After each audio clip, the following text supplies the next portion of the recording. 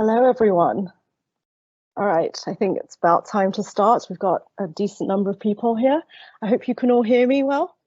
So, welcome everyone to this special one-off webinar on the Epistemology of Revelation, Sources and Channels. This is sponsored by the Gifford Committee and the School of Divinity, History, Philosophy and Art History at the University of Aberdeen.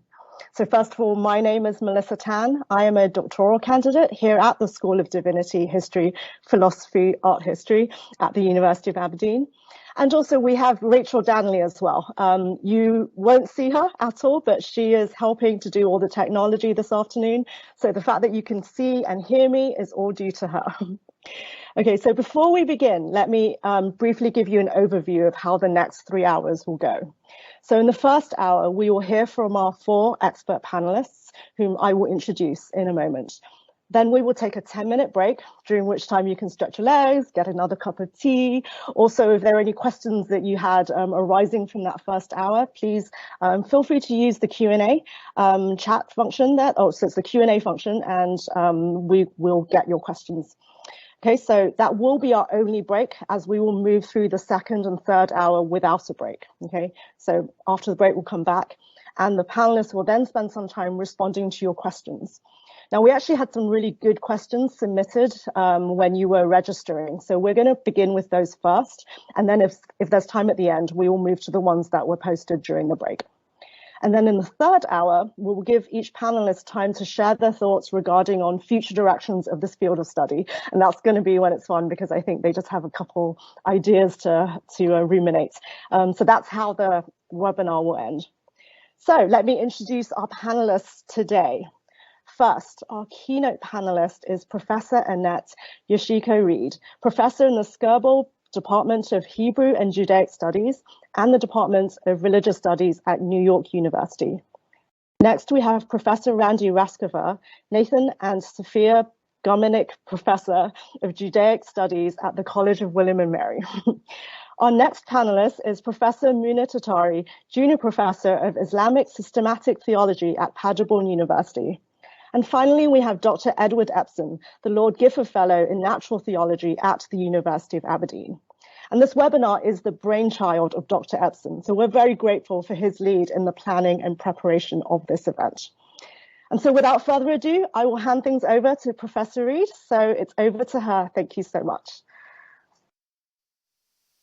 I just want to express that I had only begun by expressing my gratitude to Dr. Epsen for putting together such a fascinating event, and I'm much looking forward to the conversation, and thanks to the Gifford Committee and to the co-sponsorships at University of Aberdeen. How do we know what we know? To what degree can we access knowledge beyond what is learned from our human senses and human minds, beyond what is visible and legible to us here on Earth, whether from divine or other transmundane sources here or above? And perhaps most importantly, who gets to say what counts as knowledge and what knowledge counts? Who gets to decide what can be vouchsafed as truly revelation, and to whom revealed knowledge can and should be known and taught, whether by voice and ear or visualized and textualized, interpreted and read? It's difficult to think of questions more fitting for a forum such as this webinar, and I'm thus especially honored and delighted to be with you here today to explore these and related questions concerning the epistemology of revelation, sources and channels, especially in conversation both across religious traditions and especially between historical, philosophical, and theological approaches. As for myself, I come at this topic as a historian who studies antiquity.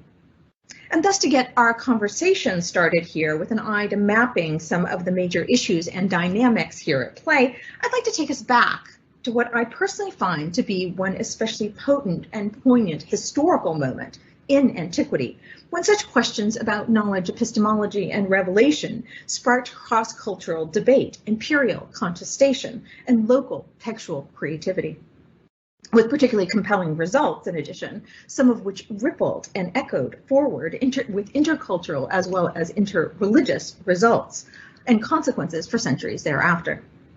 The historical moment in question is the 3rd and 2nd centuries BCE in the Mediterranean and Near East, or what we might call the early Hellenistic age. These are the centuries in the wake of the conquests of Alexander the Great, when both Egypt and the land of Israel fell under the rule of the Ptolemies, one of the multiple Macedonian kingdoms that sprung up after the death of Alexander. The Greek heritage from this era looms large in the Western imagination, especially with respect to what comes to count as knowledge and knowledge-making, archives, and education and expertise. It's during the early Hellenistic age, after all, that we find new forms of elite education, centering on the Greek language and literature, developed to serve the administrative purposes of Ptolemaic and other Hellenistic empires. Those new forms of paideia that later shaped elite culture in the Roman Empire and among many late antique Christians as well. But the early Ptolemies, in particular, were also well known at the time, in the 3rd and 2nd centuries BCE, for politicizing knowledge for imperial aims, projecting the ideal of totalized textual knowledge in particular. And what this meant in practice was the imperial patronage of scholars and sciences, but also the collection of books.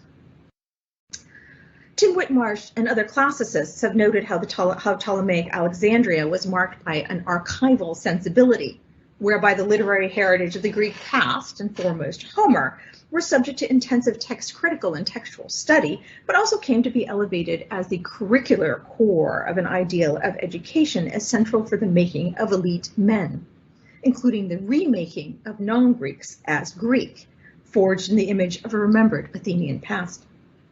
Something of this animating notion and nostalgia of knowledge-making still adheres to what we think of as classical studies, for instance, but sometimes does serve a similar role today in modern Western and Westernizing education as well.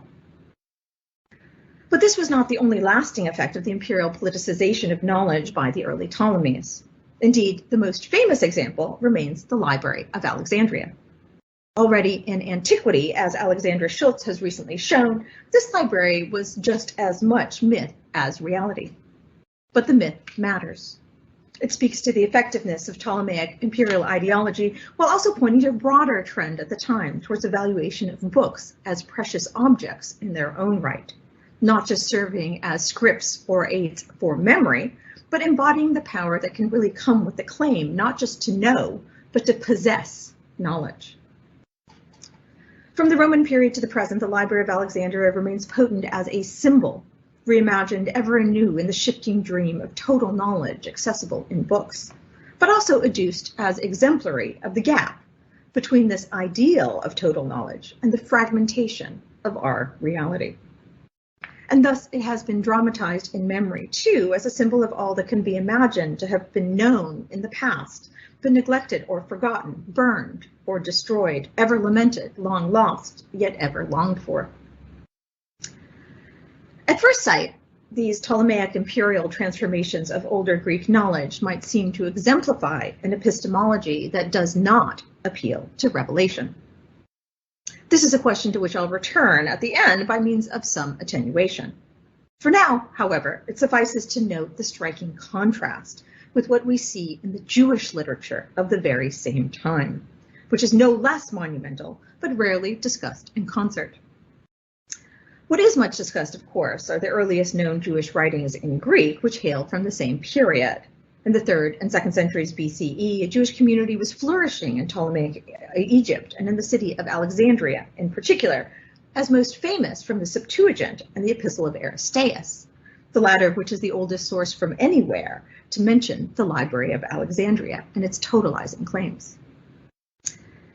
Until the discovery of the Dead Sea Scrolls, however, what was not recognized and not yet known was that the 3rd century BCE also saw a major shift in Jewish knowledge-making in the land of Israel, and precisely around questions of knowledge and revelation in particular.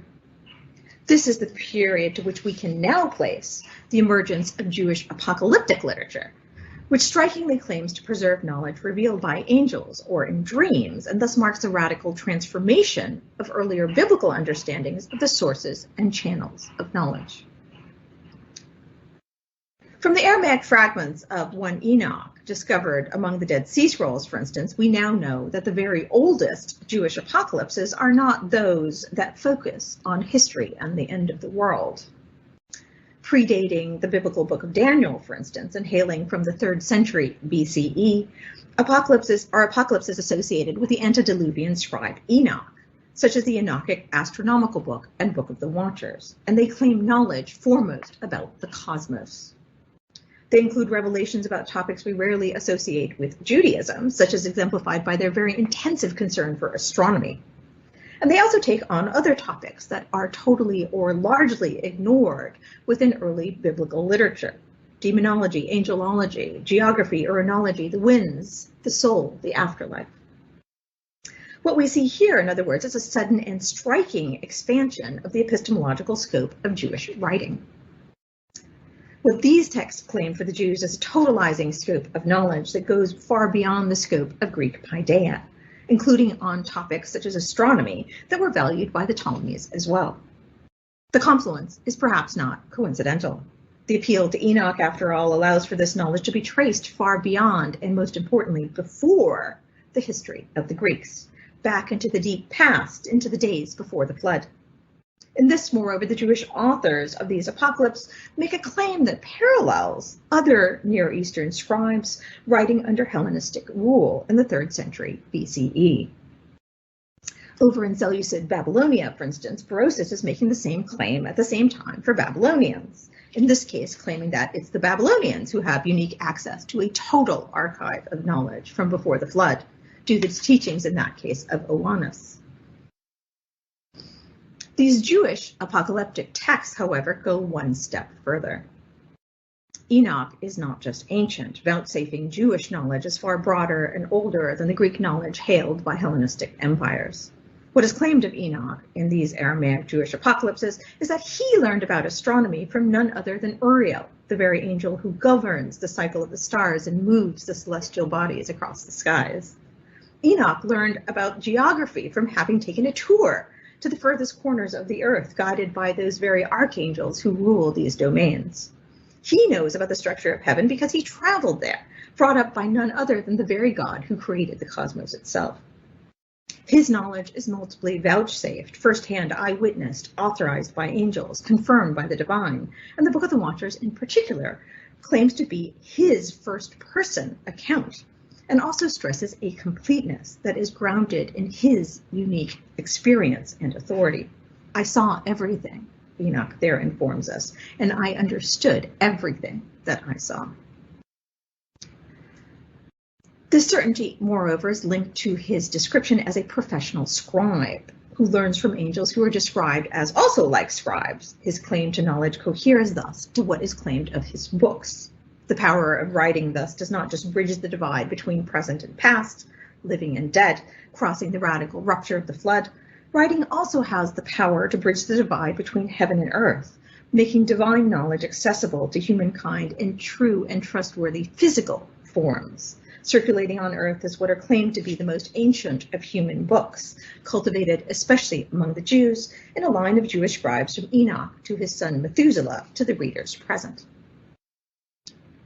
This model of epistemology and revelation contains much that is now taken for granted, including within Judaism and Christianity alike. Today, textuality is treated as an ultimate technology of memory and vehicle of preservation of knowledge, and it's also privileged as a medium for revealed knowledge in particular, as embodied in our current concepts of scripture. Back in the 3rd century BCE, however, the contention was quite innovative and new, notwithstanding the writtenness of what later came to be canonized as the Torah and the rest of the Hebrew Bible, the Tanakh or Old Testament. Scribes are almost invisible in this early biblical literature. In the Hebrew Bible, writtenness remains unmarked and under-theorized. And if anything, writing is there subordinated quite radically to speech and hearing, memory and action. In the Hebrew Bible, moreover, we find very little attention paid to the book as object. In fact, Hebrew biblical sources consistently depict the material, physical forms, the written forms of revealed knowledge as somewhat fragile, perennially prone to loss and destruction. In Exodus 32, we hear how even tablets inscribed by the finger of God can shatter and break, In 1 Kings 22, we hear how the scroll of Moses could be misplaced and thus its contents forgotten. In Jeremiah 36, we hear how the prophet was commanded by God to have his oracles written on the scroll, as was done by his scribe Baruch. But the result, even here, is not the celebration of writing as ensuring permanence. The scroll is no sooner made and penned than it is burned. In other words, in the Hebrew Bible, we see nothing of the extreme elevation of textuality, scribes, and bookishness that comes to emerge so intensively and explicitly in the 3rd century BCE within these Jewish apocalypses. In apocalypses like the Enochic astronomical book, for instance, the very process of revelation becomes re-articulated around a focus on the centrality of the written word, especially for education. Angelic revelation is here modeled on scribal teaching. There are said to be tablets in heaven, and some books amongst humankind, and in Israel in particular, are claimed to be the earthly counterparts of these heavenly books. Israel's chosenness is reconceived to include a heritage of scribal skills and literacy long before Moses. And this heritage includes a library of ancestral writings passed on father to son since from before the flood. And this library is one that cannot be destroyed, precisely because any physical destruction of what is below can always be renewed from its ultimate source, which is above. It's certainly intriguing that we find this shift in the 3rd century BCE, the period of Ptolemaic rule over the land of Israel, when textuality and books and libraries were coming to gain new prestige across the ancient Mediterranean and Near East. And no less intriguing, in my view, is a somewhat radical expansion of the very topics of Jewish literary concern that we see in these ancient Jewish apocalypses, as well as in other Aramaic Jewish literature of the time that we now know from the Dead Sea Scrolls. What is revealed does not just concern the covenantal obligations of Israel and the deeds of the God of Israel, as in the Torah, nor the history of Israel and its fate, as for biblical prophets. It also spans the very workings of the cosmos, including some of the features of the cosmos that earlier biblical writings, like Job, had placed totally outside of human knowing. Whereas Job lamented the gap between human and divine knowledge, apocalypses, like the Book of the Watchers, work to close this gap. They claim an unprecedented certainty about what lies above and beyond the inhabited world, from the stars above to the sources of the winds, to the far corners of the earth, to the places of post-mortem rest of the soul. Their orderly cycles are adduced as the cosmos are adduced as ethical models for human action, but another point is made about the cosmos as well. Cosmological knowledge is said to reside uniquely among the Jews as a chosen people of the very creator of the cosmos. In juxtaposing these two approaches to knowledge, my intention is not to reduce the epistemological effects of cultural context to any simple bifurcation, any simple binary contrast between Judaism and Hellenism, nor is it to try to draw any direct or thin lines of influence or dependence. New evidence from the Dead Sea Scrolls, in fact, has opened up a much more variegated sense of ancient Judaism, including in the 3rd century BCE. And part of what is so valuable about engaging this material in conversation with recent scholarship from the field of classics on the Hellenistic Near East is a recovery of a much more variegated and multivocal context in the early Hellenistic age as well, a context in which Babylonians and Egyptians were facing similar challenges as Jews, and in which different Hellenistic empires were appropriating Greek and non-Greek knowledge in different ways as well. We're reminded that claims about epistemology and knowledge cannot be understood apart from dynamics of power. But we're also reminded that even imperial power dynamics are rarely as simple or unilinear as they might seem. The earliest Jewish apocalypses are in Aramaic, for instance, but we now know that they took shape when the land of Israel was under the rule of the Ptolemies. And they thus speak no less to the Septuagint or the Epistle of Aristeas, to the renegotiation of Jewishness under the rule of a new imperial culture. In this case, a Ptolemaic imperial culture infused with a concern for education, expertise, knowledge, and books.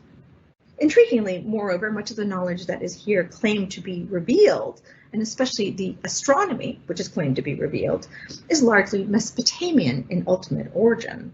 as comes clear especially in the Aramaic materials related to the astronomical book that we now know from the Dead Sea Scrolls. But just as the antediluvian past narrative settings of these apocalypse permits any Greek or Hellenistic context to go unnamed and unnoted, so too with any Mesopotamian models and precedents. What we do find, especially in the Book of the Watchers, is a negative example for knowledge and revelation, alongside the positive example provided by the scribe Enoch. Enoch's angelic education is here contrasted with the teachings of fallen angels, which includes civilizing arts like metallurgy and the making of cosmetics, but also the consultation of the sun, moon, and stars for divination. And this appeal to fallen angels is not a simple polemic, whether against Greeks or Babylonians or even other Jews. Indeed, the Book of the Watchers and other Aramaic Jewish writings at the time were forged in a setting in which questions of knowledge, its sources, and its channels were newly pressing as an arena for competition, imperial ideology, and local meaning making. And this bifurcation, this contrast of positive and negative views of knowledge, reflects something of this setting. Accordingly, it is perhaps not surprising to see some concern to distinguish different types of knowledge that might seem similar, didactic, or likewise revealed, modeling the telling of true from false, useful from harmful. Since the 19th century, studies of post-biblical transformations of biblical prophecy have tended to focus on these apocalyptic trajectories, and part of what's so exciting in my view about this new evidence and approaches that we've noted is the extension of this important conversation, which bears significant relevance both for the cultural history of Judaism and for the origins and history of Christianity as well. This is a topic I'd be happy to discuss further if anybody is interested. But in my very brief time remaining, I'd like to wrap up my opening comments by returning us once again to the early Hellenistic age so we can look at one more example with yet another competing approach for engaging questions of epistemology and revelation, which brings up another set of issues as well. That is, the Third Sibylline Oracle, which was written by Jews in Egypt in Greek in the 2nd century BCE. In the Third Sibylline Oracle, we find divine revelations about history and empire written by Jews but voiced through the Sibyl, a female prophetic figure well known amongst non-Jews at the time. As in so-called pagan traditions about the Sibyl, she is a vehicle for divine speech. This Jewish text is written in her first-person voice, and she vividly describes how her chest fills and body brims with prophecy, so her mouth pours forth divine words with all the pain of the power of a direct channel linking heaven and earth. On the one hand, the Sibyl is here claimed to have a connection to the land and people of Israel. She is said to be the daughter-in-law of Noah, and thus, like Enoch and Oannes, to speak from before the flood. And the Sibyl in this text is otherwise Judaized. She celebrates the Jewish people, and especially the priests of the Jerusalem temple, as unique both in their righteousness and in their direct connection to God as well. And she even describes the Sinaitic revelation in terms that parallel her own prophetic experience. On the other hand, the epistemology of revelation that is outlined here differs quite pointedly from what we see in the Enochic books and other Jewish apocalyptic literature of the very same time. Both transform older biblical models of prophecy, but here the power of speech remains foremost and writing is downplayed, if not fraught with danger. The Third Sibylline Oracle's suspicion of textuality comes clearest in the negative exemplar for knowledge and revelation that is here adduced, which is none other than Homer himself. Homer is described as blind and a liar, but also as a thief. He is the one, it is said, who takes the Sibyl's words as if his own. And in this case, false knowledge is associated with the act of reading in particular. Homer is said to be the Sibyl's first reader. He's the first to unroll her scrolls. And he's thus also exemplary of the dangers that come with the indirectness of writing. What writing allows of decontextualization, the gap thus open for misinterpretation and misrepresentation of true revelations in false forms. What we see, in other words, are some clues to the rich variety of Jewish responses to Greek paideia and Ptolemaic knowledge politics in the early Hellenistic age. Some Jews, such as those responsible for the oldest Jewish apocalypses, seem to have embraced the Hellenistic elevation of the book and the library as an opportunity to forge new approaches to knowledge and revelation, in part by refashioning older Mesopotamian and Jewish ideas about scribalism. But others, such as those responsible for the Judaizing of the Sibyl in the Third Sibylline Oracle, were contrasting the falsity of Greek bookishness with what was claimed instead as the directness of the revelation to the Jews, the revelation of voice and body and speech. Part of why I end with this example, too, is that it offers an alternate vision of the sources of and channels of epistemology and revelation on another front, too, that is, gender. At least in the West, it's often so naturalized as to be invisible that the agents of revelation, the writers of knowledge, and indeed experts of all sorts, including scholars, are simply assumed to be male. The Third Sibylline Oracle, however, reminds us that this was not always or necessarily the case. In fact, part of the power of its claims about Homer's plagiarism of the Sibyl pivots on the Greek presumption that the sources of revelation are often female, that is, muses. Not only is an invocation of muses common in Greek as well as Hellenistic literature, but this is actually the very context of the Library of Alexandria. It forms part of a shrine to the muses. And this is a sense in which the Ptolemaic imperial approaches to knowledge, which we noted at the outset, also participate in epistemological claims to revelation as well. In the Third Sibylline Oracle, we find a Jewish counterclaim, whereby the Sibyl inverts and subverts these claims, depicting herself as akin to a muse, but as a much more direct channel for access to revelation and truth. Here as elsewhere, I personally think that the historical study of the past can expand our imagination of what is possible for the present and future too, while also serving as a crucible for exploring some perennial or recurrent concerns, not least by helping us to disaggregate what we might sometimes be tempted to clump or smooth or generalize or abstractify. In this case, concerning knowledge and revelation in relation to authority and antiquity, cultural specificity, and cross-cultural claims, books and bodies, women and men. Part of what's compelling, in my view, about this particular past moment, the 3rd century BCE, are thus the glimpses of shifts and changes that later came to shape ideas about knowledge in Judaism, Christianity, the modern West, and beyond. But part of what these historical data also reveal is what we lose when we narrow a scholarly gaze upon the past to focus only on what we might consider in retrospect as the origins or inventions of ideas familiar to us today. The narcissism of myopic presentism skews our understanding of the past, but in my view, it also forecloses what we can learn of that same past about the present as well.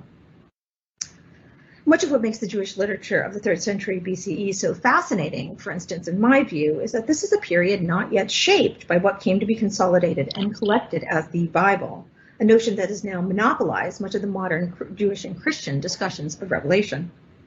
In the Book of the Watchers and the Third Sibylline Oracle, we're given a glimpse of a moment historically prior to any closed concept of canonical scriptures. The power of textuality and its dangers emerge as potent but still fluid and debated. We may see some of what we might call seeds of later shift, yet the biblical past and its power is not yet coterminous with the Bible. And thus, when we look back upon this past as a historical moment and try to understand it in its own right, we might see some more epistemological dynamics of our present too, glimpsing something of what came to be, what might have been, what could have been, and what could be. Thank you.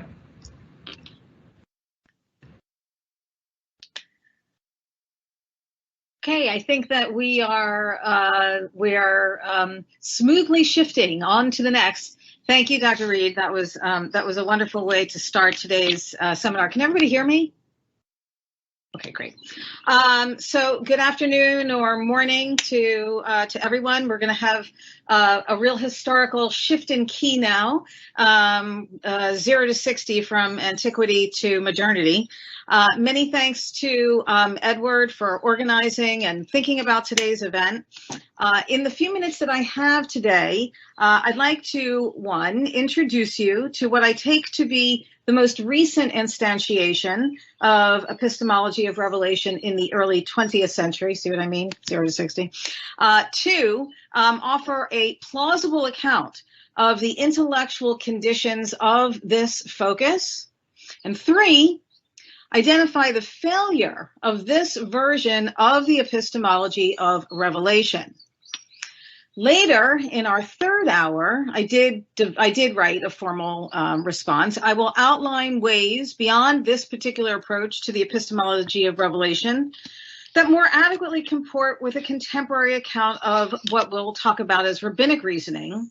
And I will close by exposing some unique problems that even this approach faces in our current intellectual climate.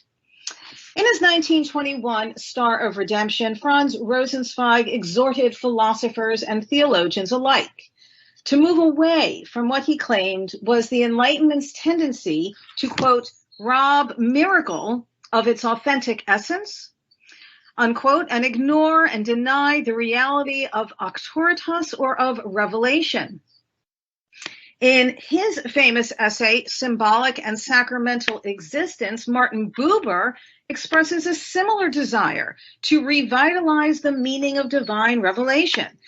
Central to Buber's reformist impulse is a focus on the role of the prophet, who, as Buber says, is, quote, a recipient of God's primal call, and the one who assumes responsibility for bringing God's word into the world while relying on no prior knowledge or bodies of law, no set of preordained moral principles, nothing known, nothing learned, unquote. And in his 1941 Persecution and the Art of Writing, Leo Strauss argued against what he took to be a medieval scholastic identification between reason and revelation. And he argued in favor of parsing out the uniqueness of revelation and its unparalleled moral authority.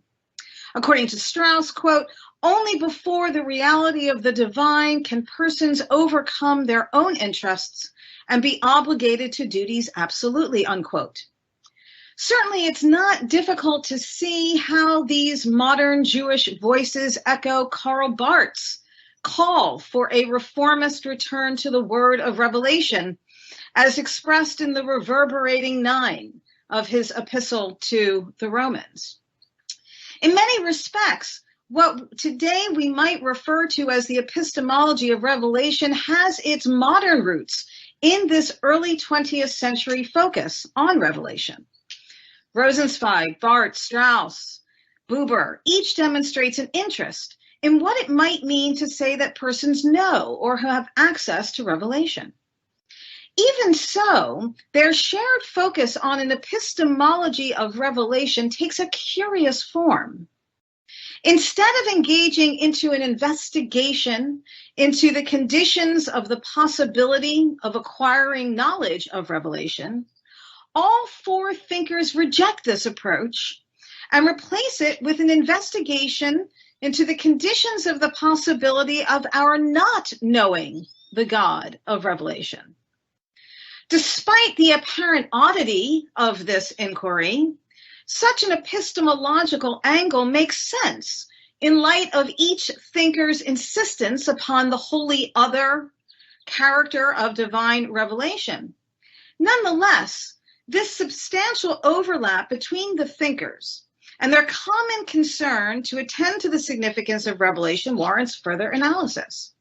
In my own work, I not only recognized the uniqueness of their shared epistemological approach to revelation, but I've sought to uncover viable accounts of the context and the motives of this turn.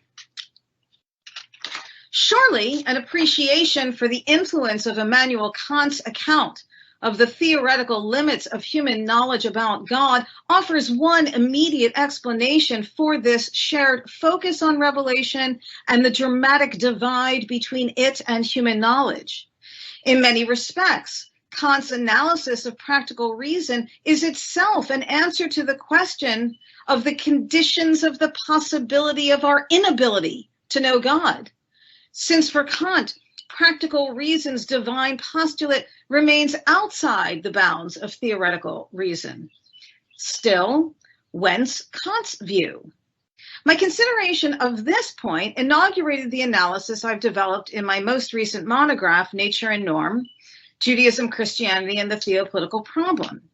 Nature and Norm argues that chief among the influences that shaped modern Western religious thought was the fact-value divide, or the notion that scientific knowledge, empirical and mathematical, held a monopoly on standards of rational truth and validity.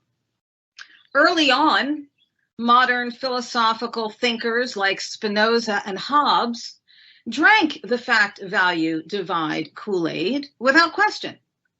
But in Nature and Norm, I argue that as time wore on, religious thinkers grew increasingly concerned about the negative fallout of the fact-value divide for the retention of moral and religious claims. Undoubtedly, this concern went hand in hand with a continued appreciation for the fruits of scientific knowledge and a fundamental acceptance of its prioritization of scientific knowledge. Thus, their attempt to salvage religion took the shape of a declaration of a religious or a sacred more that stood outside the bounds of rational and verifiable knowledge, but nonetheless somehow constituted an essential feature of reality too easily neglected by strict scientific secularists. Schleiermacher's Sense and Taste of the Infinite, Rudolf Otto's Mysterium Tremendum, and even Abraham Geiger's Religious Genius all offer telling examples of this turn to the sacred and unintelligible more. In the post-World War I climate of Western Europe, this turn to the more was coupled with a dramatic critique of any and all attempts at human reason. No doubt, the fact-value divide was increasingly challenged, but in its place, thinkers like Rosenzweig, Barth, and Buber, and others refused to replace it with a more humble picture of reason, but instead morphed Schleiermacher's Sense and Taste of the Infinite into a full-throttle turn to divine revelation and its confrontation with a finite, indeed sinful humanity, incapable of exercising reason as a point of access to the reality of revelation. Perhaps not surprisingly, this move to revelation and the epistemology of the not knowing sinful self that appeared across the board in Protestant and Jewish thinkers alike expressed an impulse for a theological reform that echoed Luther's account of the human being's perpetual need for a divine revelation, singularly capable of illuminating God's word and enabling human witness to it. In the wake of the fact-value divide, modern religious thought had developed an epistemology of revelation that insisted upon the unbridgeable chasm between human knowledge and God's word.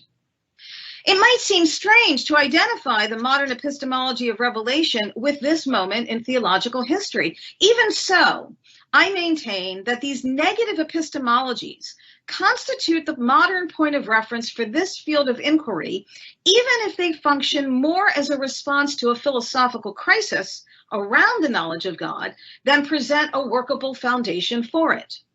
As such, it is incumbent upon 21st century Jewish and Christian thinkers interested in developing this field to reorient this work.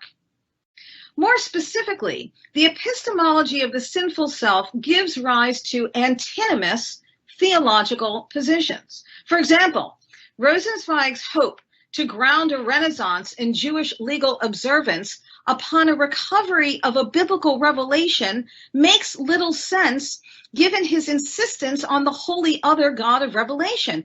How can a community act in a particular and standardized ways in response to a God they cannot know? A similar antinomy appears in Buber's account of the Navi or the prophet, who apparently receives God's word, but cannot express this word in word, law, or deed, since to do so is to reduce the holy otherness of God's reality into a formal expression of human intelligibility. And certainly, I am not the first to challenge the intelligibility of Barth's account of practical ethics and scriptural hermeneutics as the perpetually finite and ever sinful attempts to express the knowledge of the Word of God in and through human discourse. Perhaps even more importantly for my purposes, the epistemology of the sinful self, which those of us who went to graduate school when I went to graduate school were completely inculcated in, this epistemology is antinomian and, in short, anti-Jewish. If Buber, Rosenzweig, and Strauss situated Jewish thought in the context of this model, it is also true that in so doing, they actively embraced an epistemology counter to the character of what, for purposes here, we might refer to as a rabbinic epistemology of revelation. In his 1783 essay, Jerusalem, a response to his own culture despisers who actively challenged him to convert to Christianity, Moses Mendelssohn distinguished between Judaism, which he argued is a tradition of revealed legislation, and Christianity, which he maintained is a tradition of revealed dogma. By this designation, Mendelssohn sought to illuminate how a Jewish epistemology of revelation needs to take into account, one, the character of revelation as law, and two, the tradition's unapologetic and robust view of the importance of human reasoning processes in both the illumination of revelation and the apprehension of revelation. Among Jewish scholars, it is a widely known fact that the rabbis argued for the superiority of their learned and innovative treatment of Torah over the rote or passive reception of God's word by prophets. In a well-known midrash, the rabbis deliver what Michael Walzer calls a knockout blow to prophecy when they declare that the Torah is not in heaven, but in the hands of the community who deploys its reasoning skills to give it life. As Walzer explains, quote, when the Talmud announces that it's not in heaven, human beings replace God and take responsibility for applying the law without need of further revelation. No doubt, Torah is taken as God's revelation, but Walzer continues, the signs and wonders of our text serve the ironic purpose of providing an occasion for the rabbis to admonish God. To paraphrase the Midrash, God is told politely, please stay out of this discussion. Your presence here is inappropriate. You gave us Torah, but now we must apply it in our lives according to our own understanding, and we are not going to try to intuit your thoughts about what is right. We have to make sense of the law in particular situations through our own practical reasoning, unquote.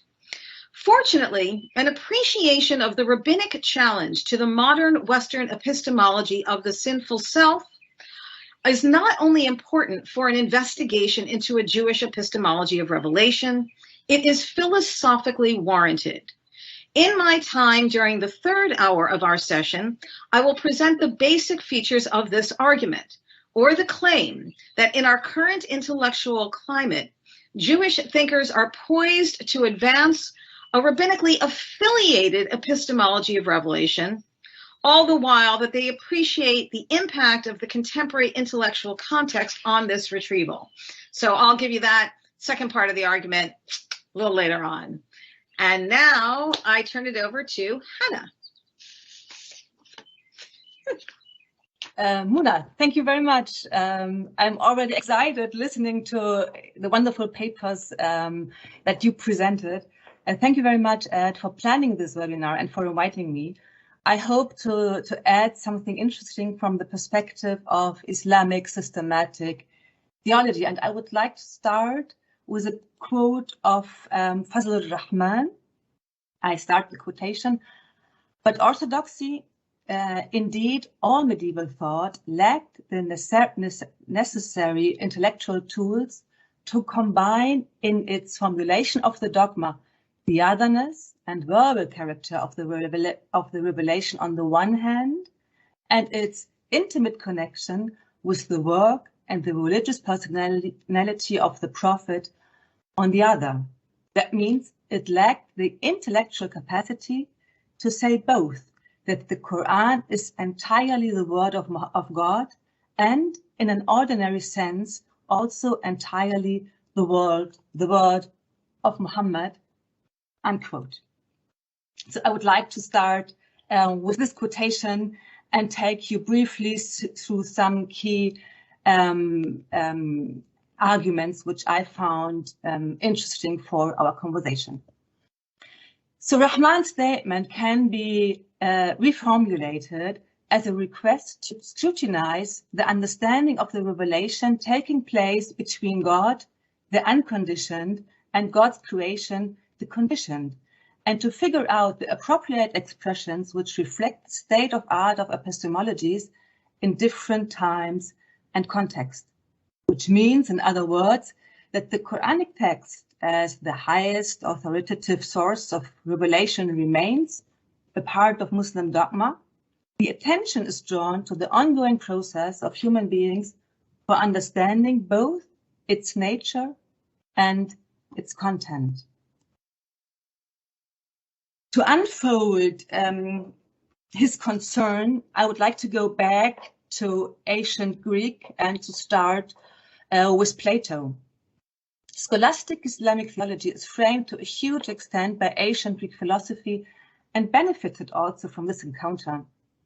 Plato's doctrine of forms was a result of experienced shortcomings of the human being to realize virtues of justice, for example. Plato's solution would go like this: virtues and more abstract ideas, the doctrine of forms, don't depend on contingent realization because they exist independently from these worldly conditions and transcendence. This approach caused a huge attraction for monotheistic beliefs, and I would say especially for Islam. God can be then perceived as a grant for the not destroyable existence of ideas, truth, which does not depend for its realization on the action of humans, which enables hope, and especially eschatological hope, in the confrontation with the suffering and injustice of this world. And this could be understood also as a kind of theodicy, but I won't dig into that deeper. The Quranic verse, Alastu bi Rabbikum, I am not your Lord, and the phrase in Al-Ghazali's Mizan, Kulli Adami futira ala al-iman, every human being is created to be able to believe, are Quranic expressions that suit the Platonic doctrine of forms. Those truths exist pretemporal and constitutes the human responsibility to remember them, dhikr, was a consequential practice. In the doctrine of Plato, the forms, the triads of the true, the goodness, and the beauty are regarded as equal in range. They realize perfection attributed by being without change, static, above, and separate of contingent being. And I think it's already obvious that Fazl Rahman would challenge this. Humans now are understood in this frame as being attracted by this kind of mode of perfect being, aspiring towards it. More generally, contingency strives upwards to the eternal unconditioned. That, of course, can cause serious challenges and is as a plate for further questionings. So I would say a sole concentration on a Platonic approach in which the ideas represent the real existence, for to say the pre-image, not the concrete being, must consequentially consider the later as of less value. If the ideal is an untouchable God because of God's transcendence, who is beautiful in being intangible, how is a human then to be touched by things, events, situations which are not beautiful? How can humans feel that they are challenged and encouraged to struggle for changes to the better, the more beautiful, unless they cannot rely on also God's presence in their struggles? The idea of a God whose presence can only be experienced by overcoming the contingent world runs the risk of possibly not being able to take the worldly conditions of human lives and the human being, him, herself, seriously, and may lack the ability for their estimation in general. Human beings then might tend to neglect the dunya, the here, for the akhirah, the hereafter.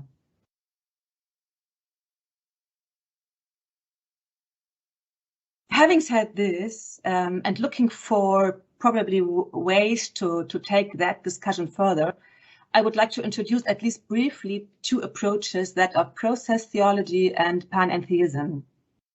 Approaches of process theology regard God as changeable in God's relational qualities insofar as God can be understood as being determined by a relationship with the created being that is considered as reciprocal.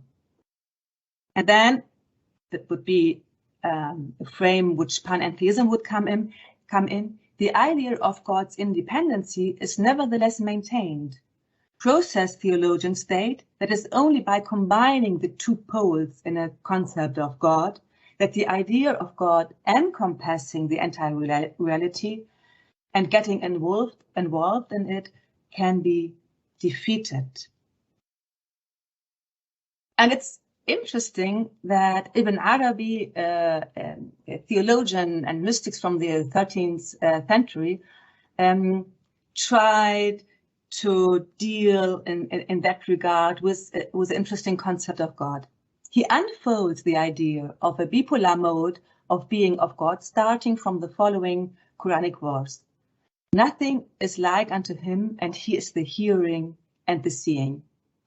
While for Ibn Arabi, the first part expresses God's uniqueness and absoluteness, tanzih in Arabic, and thus the apophatic character of God's being, the second part of the verse points to God's relation with the contingent being, tashbih in Arabic. Tashbih in Ibn Arabi's terminology means that God is not only present in creation, but creation itself must be understood as God's self-expression. In Ibn Arabi's mystical philosophical system, the divine names provide a kind of key function. They mediate between the absolute being and the concrete being. With regard to God's essence, I know that, the names, according to Ibn Arabi, represent the unity of being. And with regard to creation, they represent the unity of diversity. For Ibn Arabi, creation is an expression of God. Thus, the contemporary idea of the autonomy of creation and the freedom of human being as the condition for their dignity and capability for taking up responsibility, I would say, is challenged. Similar as the contemporary process theological approaches could be challenged in that regard too. In both cases, God seems to need creation, which makes it difficult to maintain God's and humans' freedom. I would say that the problem in the concept of Ibn Arabi unfolds as follows. Human beings can realize themselves only according to the structure of their archetypes, which is another name for God's names, which were created by God, thus determined by God. Hence, God reacts to the human being who acts as God has already mapped out. Even if human beings are able to choose from the infinite possibilities provided by God, these possibilities are expressions of God's being. Ibn Arabi's approach, therefore, remains rooted in an inter-divine circle of being. So I would like to revisit Plato. In contemporary approaches, the key category in Islamic tradition, the key category of beauty in Islamic tradition, is reformulated, for example, by Navid Kamani. The phenomenological starting point of Kamani's approach is the aesthetic experience of moments of unconditionality in a contingent world, for example, being overwhelmed by music, nature, or an encounter. This experience can't be made and can't be predicted, but overcomes the human being. Now, in a religious context, this experience could be theologically interpreted as revelation and according to Karmani, as an experience of beauty in the Quranic text. So there we have Fazl al-Rahman again, and we have a structure where we combine the conditioned and the unconditioned in regard to what Karmani spelled out.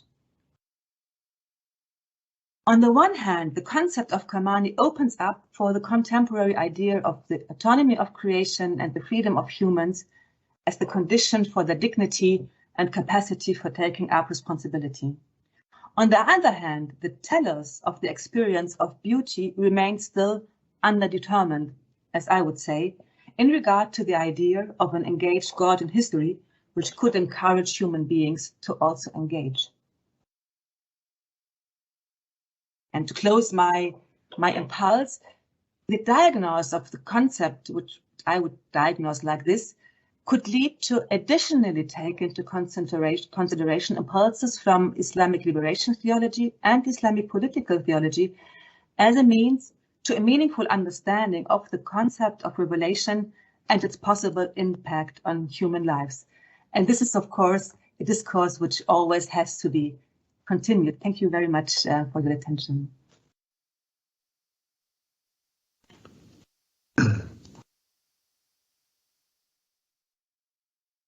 Thanks to you all for what you've shared.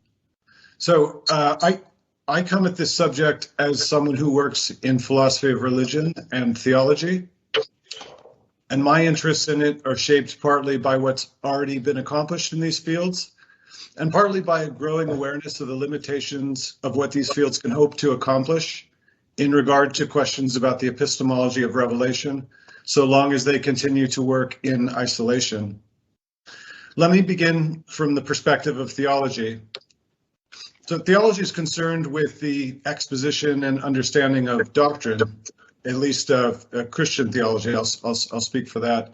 And a better understanding of the Christian doctrine of inspiration is something that I would hope might come from a cross-disciplinary exercise of the kind we're considering. Inspiration is different from revelation, but closely connected with it. Within a broadly Judeo-Christian understanding, both can be mediated by spirit. Both can be thought of as examples of concurrent human divine action, however asymmetric and with differentiated contributions. If revelation is an act of divine disclosure, we might think of inspiration as an act of preserving, maintaining, recollecting, or interpreting the content of revelation in ways that further providential ends and can be evaluated and learned from. But to do this, it's necessary to closely examine local examples in some detail and to study them with resources drawn from multiple disciplines. When we do, we might find that a good amount of what's involved in transmitting revelation, even throughout periods where a faith community has agreed that the final form received is genuinely inspired, we might find that what's involved include human activities of dissent, speculation, and social experimentation, which at the time they're occurring seem disruptive or destabilizing. So suppose you belong to a faith tradition for whom the text of the Pentateuch is regarded as divinely inspired.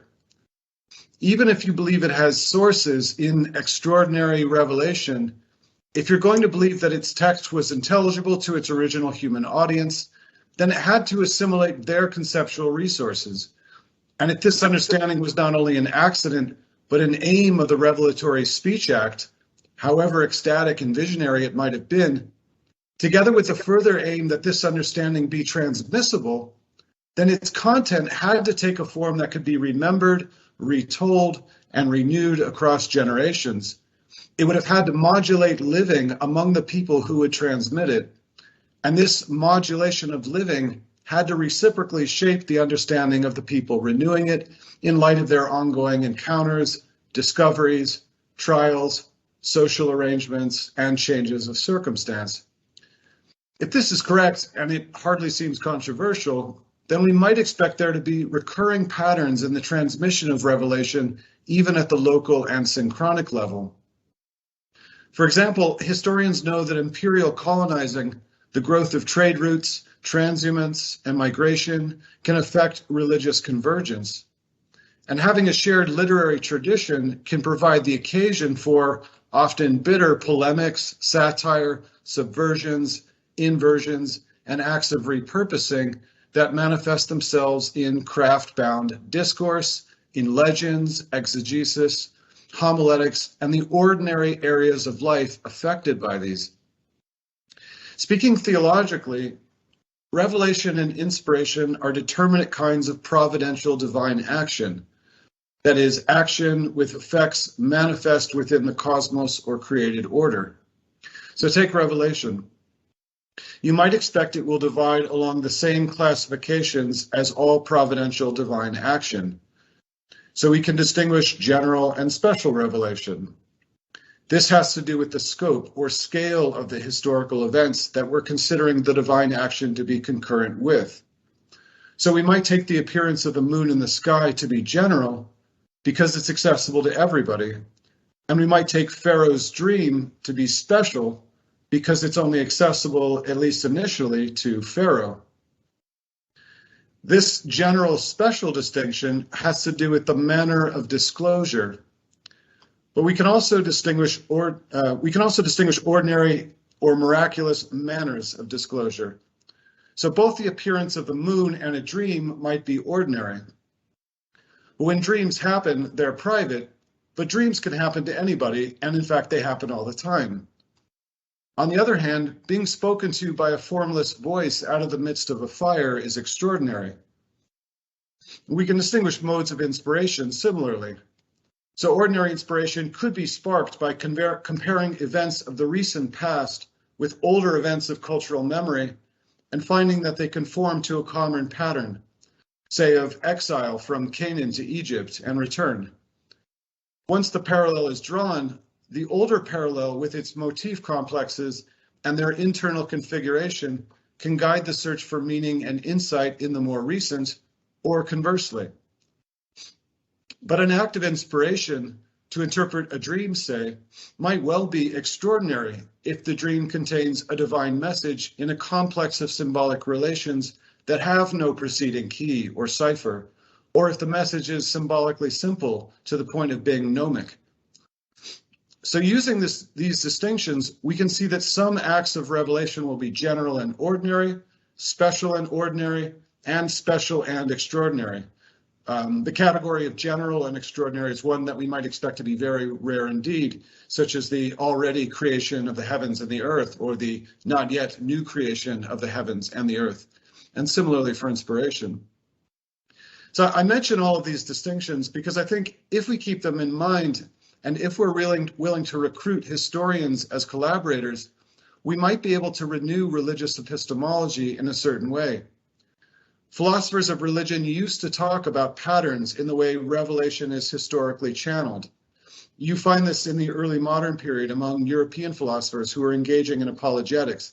They would talk about the historical evidences for Christianity, and they would point to things like signs, miracles, and testimonies, and claims for the authenticity of scriptures. This followed a tradition of argumentation that you can find in the Christian patristic writers of the ancient Mediterranean, who were also engaged in apologetics and in an even more pluralistic and entangled cultural environment. In both cases, the apologists appeal to a pattern of transmission in the epistemic warrant for religious claims or revealed content, where miracles function as certification, but in differentiated and structurally dependent ways. Immediately revelatory miracles, what I'm calling extraordinary revelation, tend to be private, or what I'm calling special, whereas public miracles may not be revelatory in themselves, but attest to the truth of, and so in a special way signify, a related but different private miracle. So just to take an example, Jesus' early followers regarded his miraculous healings, exorcisms, and comforting of the poor as signs of another hidden miracle, the inauguration of the Messianic kingdom. The martyrial deaths of his followers were regarded by those who witnessed them, and sometimes converted on the basis of having witnessed them, as attestation of the martyr's genuine prophetic authority. So we could ask, does this pattern show itself in other places? The tribal leaders and elders of Israel heard the voice from the blaze of fire atop Mount Horeb, as told in Exodus 20. This miracle may not have been immediately revelatory for them, since from their distance they may not have been able to discern the words, but it would have pointed to the miracle of Moses' private encounter with the divine presence, which was happening at that same moment, and lent certifying authority in their minds to whatever special content would be produced from that original audience. Once the event itself is recorded in memory, retold and written, and once it modulates living in ways affected by the content revealed in that event, a transmissive process of public certification is in place that can worm its way through all kinds of ordinary historic channels and assimilate the full range of human cultural material and concur with everyday choices. This means that if we're willing to follow a principle of parity, according to which religious knowledge is to be treated epistemologically in the way we treat other forms of craft-bound knowledge intended to modulate living, at least initially, the craft-bound knowledge of the sort we find, for example, in, say, architecture or dance or medicine, then even if religious knowledge claims a divine source in revelation, its conditions of warrant transmission can still be investigated the same way as those of other crafts. With that suggestive statement, I'll leave off for the moment and return to make a few more programmatic remarks later. Thank you. Hello. That's so great. So many things to think about. So thank you everyone for sharing such thought-provoking insights. So we'll take a quick break now for about 10 minutes. And if any of you did have any questions that you've had brewing, go ahead and post them in the Q&A thread, and we'll have a look during that time. And we'll be back in, about 10 minutes, okay?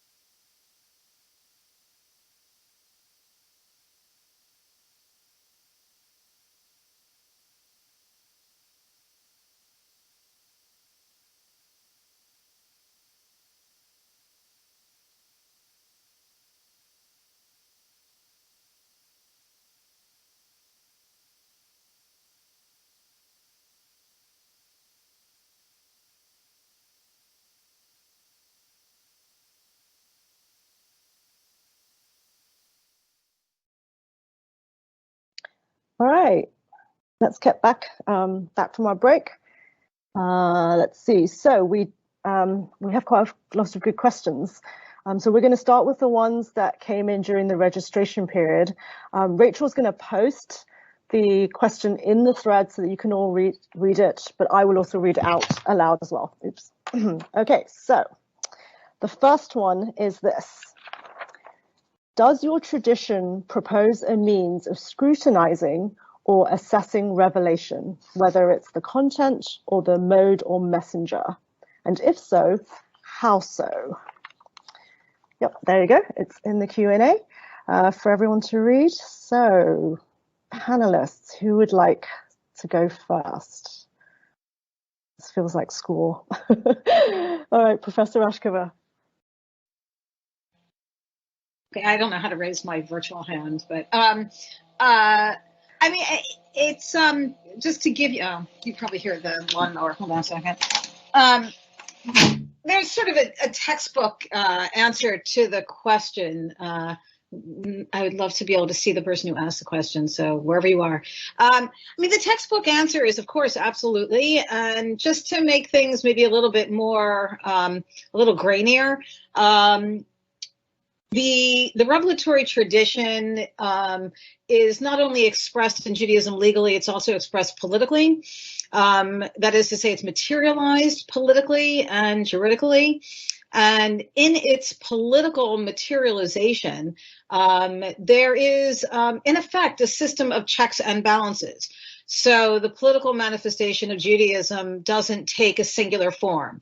It's a balance of powers. And part and parcel of that balance of power are processes of scrutinization concerning what the actual, what at any given moment in time constitute authentic or appropriate political expressions of revelation. So you have priests, you have prophets, you have kings, and those forms morph over time into analogous forms or similar forms as historical conditions demand. But all the while, there is a constant check and balances, that is to say, a kind of reciprocal vocalization concerning what constitutes the proper materialization of political impulse in Judaism. And again, I give you the political expression or materialization of revelation. The textbook answer would probably be more focused on law and how law obviously is a product of rabbinic disagreement. And in many respects, later on, when I say a little bit more, a lot of my comments will actually echo things that Edward said. There are semiotic, legal, and epistemological processes at work in rabbinic absorption of revelation. So it's a complex question, but the simple answer is, oh yeah. That's great. Anyone else? And yes, for sure. Feel free to move away from the textbook answer. Yes, Professor Tatari. Yeah, thank you very much. But what I would like to add is that there was a challenge, as we know through his historical sources, that there was an accusation that Muhammad was facing, that he was demon-possessed, and that the source of the Quranic text was a jinn and not God. And it's at that time, it was a very familiar imagination that poets would ask jinns for inspiration. Therefore, there's a kind of strong rejection in the Quranic text to identify Muhammad's experience with God with that of a poet and his or her conjured jinn. And that was a really early challenge, and I would interpret the following tradition attributed to the Prophet as an attempt to solve this problem. So there was Muhammad, and he was surrounded by a crowd of people, and he had a pot of honey in front of him. And he was asking three people, and he said, this is honey, and he asked three people, what's in there? And the first one said, it's honey because you said it, Muhammad. And the second stood up, smelled it, and said, it smelled like honey, so it must be honey. And the third person stood up, tasted the honey, and said, it's honey. So I would say that in the early Muslim community, there was this challenge: how could we trust Muhammad? And this tradition seems to give us a way how to deal with it. It's an encouragement, I would interpret it, to verify the content of the revelation with all senses, with the heart and with reason also. And then it was taken up and systematized in all the traditional disciplines, of course. Thank you very much. Professor Reed or Dr. Epsen, go for it. Yeah, so I mean, I like to approach a question like this by reminding myself of what I would expect in answer to a similar question posed in regard to any kind of craft-bound knowledge. So, before I was mentioning the examples of architectural design or dance or medicine, where if you are outside of that particular craft, if you don't participate in it directly, it can sometimes be hard to evaluate and scrutinize. So, but notice that we're in this situation all the time. We're in this kind of structurally dependent relationship with in networks of like epistemological networks where knowledge is distributed in a certain way from experts to other people, and we depend on most of our knowledge of the world, in this way. Like, it works in a situation where we're dependent on accepting testimony, for example. So if someone claims to have a special or privileged insight or access to knowledge in certain areas that we're not an expert in, we typically suspend judgment, or we give the claimant the benefit of the doubt, unless there are what epistemologists call defeaters, right? Unless there are reasons to think that what the claim that the claim being made might be undermined or attenuated in certain ways. So you can ask the same kinds of questions that we ask in cases where we rely on expert testimony. I mean, that happens in law, in public policy. It happens in just ordinary day-to-day reasoning. So we ask, what are the results of the claim? What effect does it have? I mean, that's a kind of more blunted, coarse way of talking about the kinds of things Professor Rashkover was talking about when she was talking about the political dimensions. In the case of religious knowledge, I think a crucial question is, how does it modulate living amongst the people who are accepting the claim, who are accepting it as testimony? Does it do so in ways that are better explained by the authenticity of an act of revelation?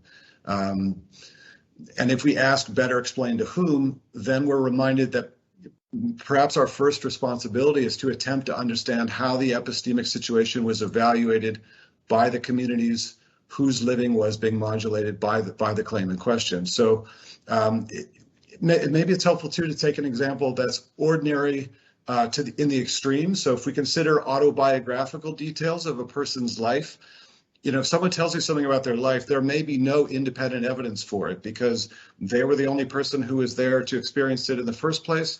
And in these cases, I think we rely on standards of consistency, persistence, thematic or narratival coherence. And I think these apply in the case of claims of revealed knowledge. Now, we might expect that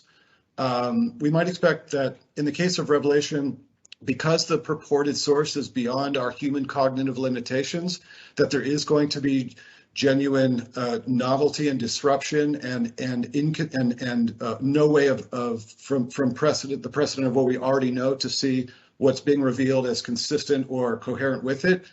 But if you theologically, if you have a kind of a high view of providence as being able to accommodate where whatever the divine or this transmundane source might be, if it's able to accommodate itself and has some sort of understanding of human limitations, then you have to balance that against what you also might expect there to be some genuine innovation or disruption to familiar categories and precedents.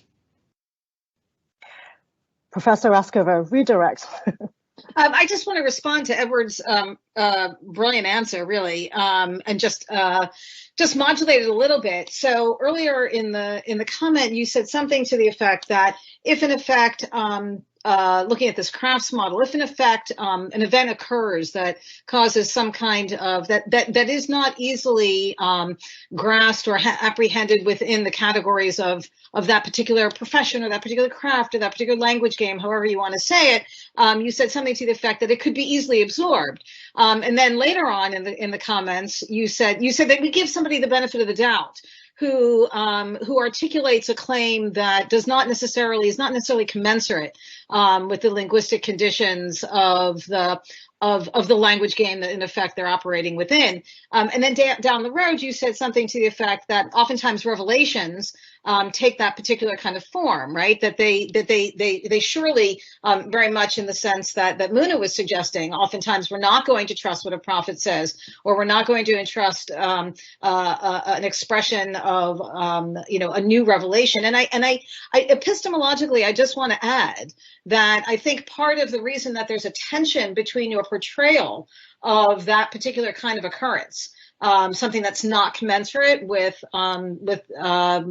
regular pragmatic common sense categories, if you will, to kind of ameliorate the tension is to suggest that I think actually when we operate within a model of craftsmanship and linguistic commensurability and so forth and use, I actually think that epistemological impulses are highly conservative. I think we don't give people the benefit of the doubt.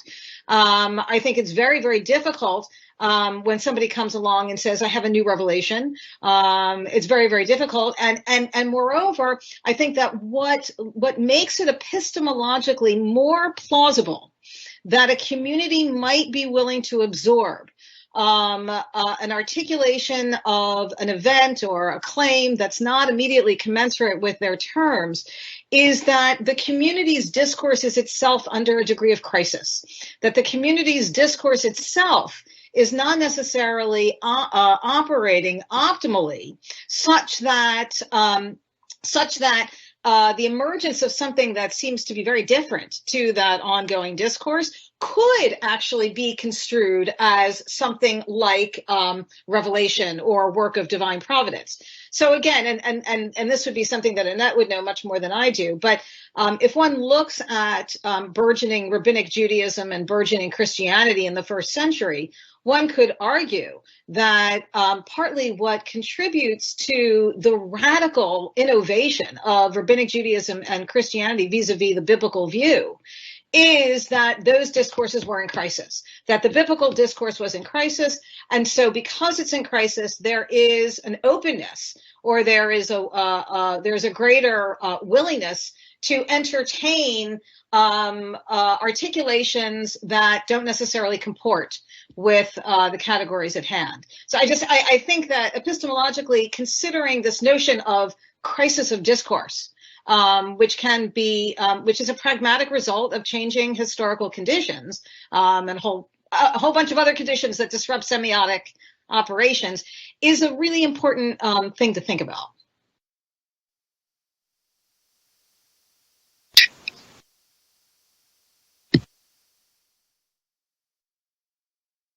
Go for it, Professor Reed. Sorry, my computer's a little slow unmuting me.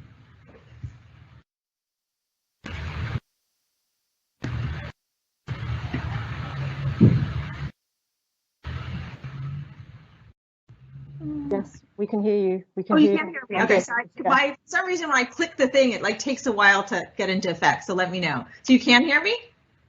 Yes. Okay. Sorry about that. I'm still marked as mute on my computer. I apologize. It's an interesting. I think I approach the question differently as a historian. So I feel like all the answers we've gotten. It was with respect to Muna, with the exception of Muna at the beginning. The other answers kind of presume like a single kind of normative space where you can talk about a community, or even kind of as a question says a tradition that's already set. I think the other way to think about this is, I think from a historical perspective, we see a different image where I don't think it is rare that we see an example of an assertion of a claim to revelatory knowledge without either an internal or external evidence for contestation, where we're actually seeing a wide range of contestation. Those positions that seem to us in retrospect to be most readily verified or even conservative or expected or so forth are those behind which power ultimately rests, institutional, disciplinary, or others. But in whatever moment, if you go back and snapshot in the moment before it happened, what you often see is a kind of very dense competitive field of counterclaims. So it's interesting, the thing that appears to be a crisis within a tradition, in retrospect, is not a crisis within a tradition. It's an example of the first and second century of the Common Era in respect to the formation of Rabbinic Judaism and Christian origins. If we look right before, we don't see some unified biblical view. We see an incredible diversity of different Jewish opinions, of which what comes to be Christianity extends some, what comes to be Rabbinic Judaism extends some. But even then, both within and beyond what come to be their normative forms, the field of contestation is very immense. And I mean, that's personally one of the things I find valuable. I mean, it's kind of like looking at it from a different, perspective in this way, is this kind of history gives us a perspective on the kind of that radical multivocality and claims, of which some come to be instantiated in forms that have enough political or institutionalized power to seem natural and normal.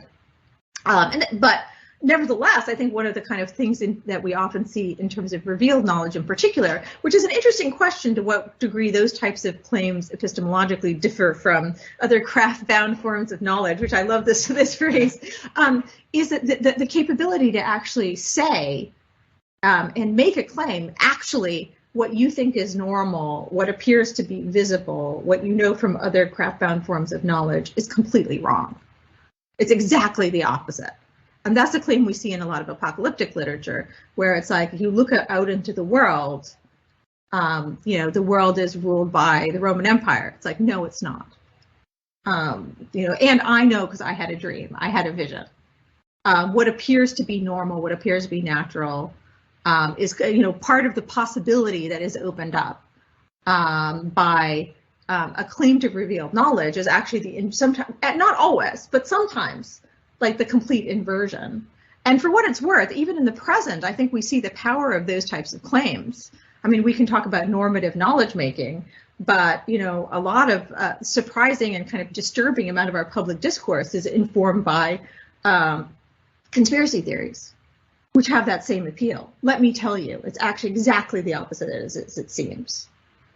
This is how I can reveal to you how to read what appears to be as the opposite or different or hidden or secret. So I think there's also that dynamic that we see, in which case that's where we really also have a case of how you scrutinize revelation can, in practice, at least in certain historical moments, be incredibly fraught and contested.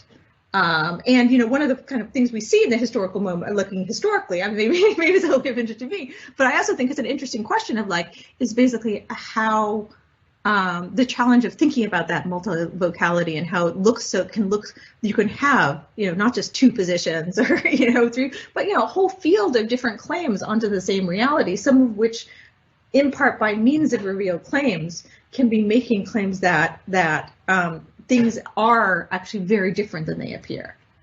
Actually it's the kingdom of God that rules. It's not the Roman Empire. Actually this tiny, the God who created the entire world actually chose this tiny people who's not in any power at all. I mean, these are claims that, some of them become quite naturalized, but I mean, at the time they're quite, unsettling and radical and don't fit with what seems to be normative or so forth, even if they later become assimilated into normative traditions. So I think there's an interesting tension there. That's great. I was just thinking, part 2 of this webinar should be on the epistemology of conspiracy theories, especially the ones we've had to deal with recently. Okay, we're moving on to a second question. So I'll read it to you and we'll get it posted in the thread. It's this. Martin Buber distinguished between revelation and an ongoing I-thou relationship between people and the divine. Do any of the panelists have thoughts regarding this distinction that he makes and his overall approach to revelation? So I'm sort of looking at Professor Rashkover just because she mentioned him twice, sort of more overallish, and this is a little bit more specific. If she has a brief answer, if not, if anyone else would like to have a go. Can you just repeat the question? What is the distinction that the person's wondering about? Of course, it's that ongoing I-thou relationship that he makes between people and the divine. Oh, yeah, and then what was the second part of the question? So what thoughts do you have on that distinction and just his overall approach to revelation? But I guess it's getting down to that I-thou idea. I see. Yeah, I mean, I don't have that much to say about it. I mean, Buber, I'm not an expert on Buber. Buber obviously understands the I-thou relationship as a mode of the continuation of revelation. It is a means by which revelation is perpetually, possibly present. So I think there's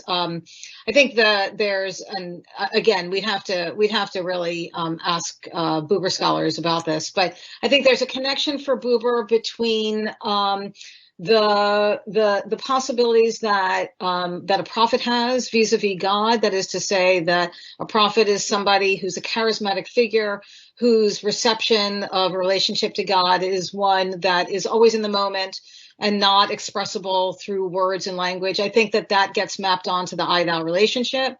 And so I think that at the end of the day, Buber's account of revelation is a highly charismatic one, in sort of a Weberian kind of classification of it. And as a result, because it's charismatic, can't be transmitted really clearly through words or through language or through deed. And so I mean, in the essay that I wrote and in some things that I've written, I sort of classify Buber's account of revelation as part and parcel of, for lack of a better word, this Protestant impulse in modern Jewish thought that sort of severs the link between revelation and law that's more typical for Judaism, and posits again it's more akin to the kind of Schleiermachian project of trying to discern what can we say about a theological sacred reality that we know can't be coterminous with our profane understanding of the world. And so there's always this sort of discrete otherness about it. And consequently, it's not really, it's not subject to, and it links back to the first question, it's really not subject to scrutinization or assessment. And this is why I think that it's philosophically amiss. And so I think that there are a lot of philosophical problems with Buber's account. I mean, one can see the work that it's trying to do, which is salvage an account of revelation out from under secularizing influences, but it's devoid of adequate accounts of semiotics, epistemology, and rationality. That's all I got. That's great. That was... You said it was going to be a short answer, but that was a very great full answer. I'm going to assume that no one else has anything to add, since that was a very specific one. So we'll move on to question 3, which is this. What parallels do you see between the ways in which social contexts, institutions, and practices mediate the formation of texts and canons, and the way in which they mediate the development of doctrine? That's a pretty heavy one. If anyone, yes, Professor Reed. Yeah, I'm happy to speak to that. Am I still? Yes, we can hear you. Sorry, my app is working funny, but nevertheless, so I just this is a question I find especially interesting. So thanks to the questioner who asked this. And part of the interesting thing about it is I think it really highlights some of what's valuable, of which there's a lot, about our present conversation. Because I think there's a way in which when we focus on questions about kind of knowledge sources and channels, that one of the things that helps us to do is to really separate, or it helps us to think about questions about text and canon in a way that's not necessarily in isolation from questions about the development of doctrine. So we're not thinking of these as kind of two different lines, but also can see, how intensely they're intertwined around questions about, how do we know what we know, and also how do we interact with and put into life and practice those things that we think of as knowing as revealed. So I think it's a very apt question, kind of interesting, kind of getting to some of the sense of what's at stake. In my view, I have this kind of, I'm coming from a historical perspective, and as a historian personally, I always love to look at the moments before something happens, like right before, because, sometimes you get to see some of the dynamics that later on are harder to see after. And so for this question, I think one of the interesting moments is the 2nd century CE. And I think especially about Irenaeus's Against Heresies. And Irenaeus's Against Heresy is this, Christian work, early Christian work goes, it's most famous. I mean, it's like kind of a dissertation on heresies. It goes through. It's a kind of famous as a proto-Orthodox Christian, explanation of doctrine in conversation with what he sees as improper doctrine. These like so-called Gnostikoi, these know-it-alls that we would probably translate best, and other people who are dismissed as call themselves Christians, and he says heretical. But what the interesting thing about it is that even as it points in some ways to ideas of forming concepts of scripture, so text selection, especially in its notion of the 4 Gospels, it's the first to kind of think about the fourfold Gospels. Interesting, like in that regard, and to use terms. Gospel Evangelion in terms of like really textual authority. At the same time, he doesn't really talk about canon in that same way. Irenaeus is really concerned.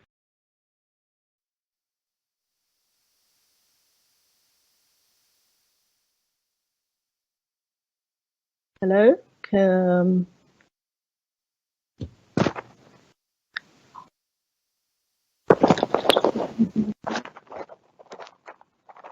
Hello, are we back? Can we hear you?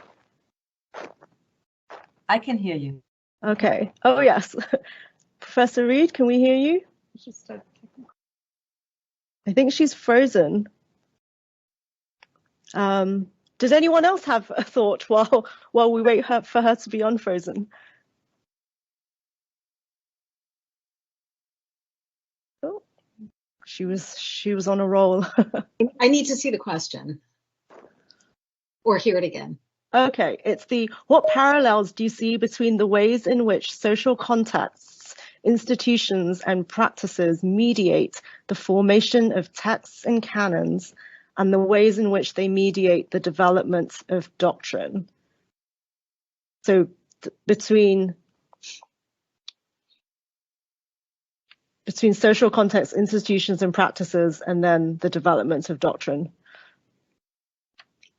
I think that's a good question for Annette. Yeah. Oh, I think she's back. Okay.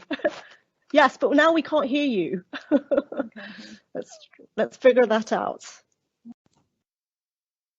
She's muted. Okay, keep talking. I can't unmute. Okay, am I back now? You're back. Yeah. Right. The technical problems obviously were bigger than I thought they were when I was getting unmuted and unmuted. So can you repeat the question? I got cut off and then kind of brought back. So this is in channels of technological knowledge. So the question is, what parallels do you see between the ways in which social contexts, institutions, and practices mediate the formation of texts and canons, and the ways in which they mediate the development of doctrine? Okay. This is where I got cut off earlier. It was right after that question. So one of the things that I think is an interesting question is that I think that the two things are very kind of related to one another, and that we can see them, especially in the kind of early, like within both early Jewish and early Christian contexts. So we can see on the one hand, I think early thinkers who write in a period of time where canonical, when we think about canon and text and closure, that we find first this issue of, an importance of textuality as a source of revelation. long before we find a concern with closing that, so closing a canon. But part of what I think we see there also is this notion of like the term canon, which just basically means canon, that means like a straight stick or ruler, is, it's depicted first in relation to ideas, in relation to doctrines. So the idea that you have systems of belief that, Irenaeus, Tertullian, and others say you take the system of belief and that's how you determine whether you're reading a text correctly and how you determine what texts are in or out.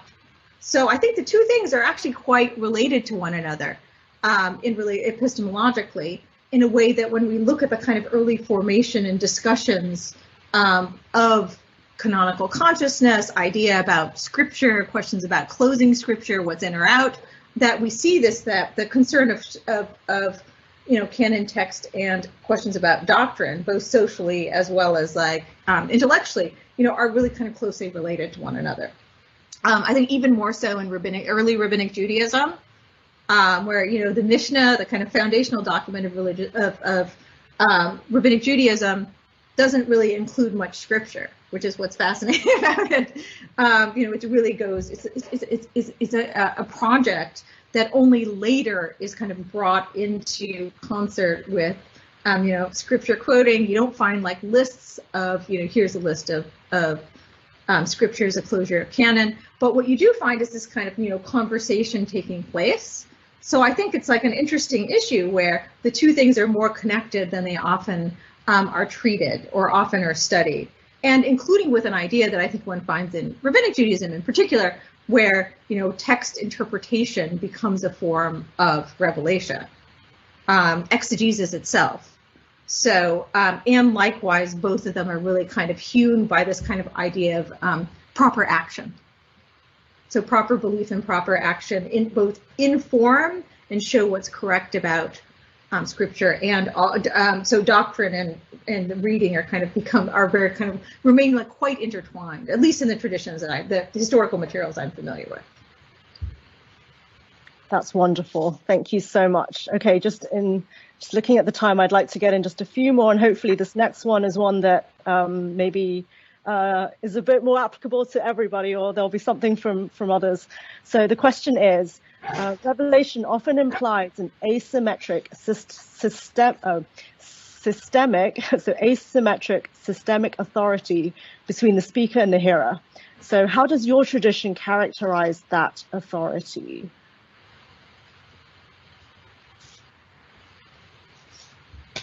Oh yes, yes, Professor Tatari, go for it. Yeah, thanks a lot for that question. Which I will just start with the conviction with which I started in my presentation, that the Quran is by the majority of Muslims perceived as the expression of Muhammad's encounter with the divine. He was not just inspired, nor did he add or omit any verses. So that's the major conviction of how Muslims perceive the Quranic text. This source in general is not questioned in its authority, but it was always very clear that it's the interpretation of humans who could always fail in interpretation, and that was always taken into consideration.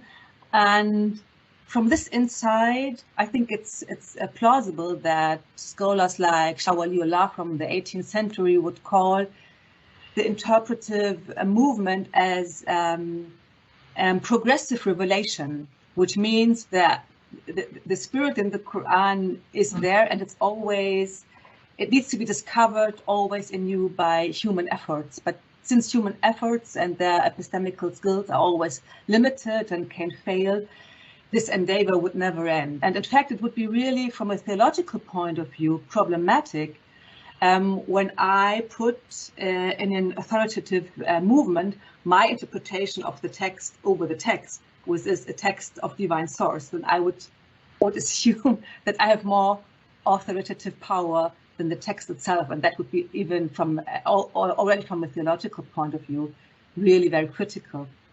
And in that regard, also the contemporary Khalid Abul Fadl would say that dealing with the Quranic text is a kind of work and movement.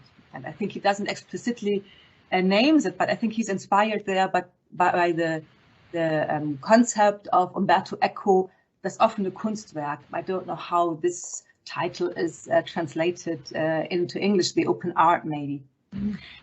What I would like to add also, it's just to not harmonize everything which is going on in the Islamic world, is that just religious groups who would insist on the idea of an unmediated text understanding would neglect, on the one hand, the possibility, and I would say, on the other hand, also the duty to challenge constantly the results of human efforts to understand the divine. But exactly that would be, up to my understanding, in the interpretive movement.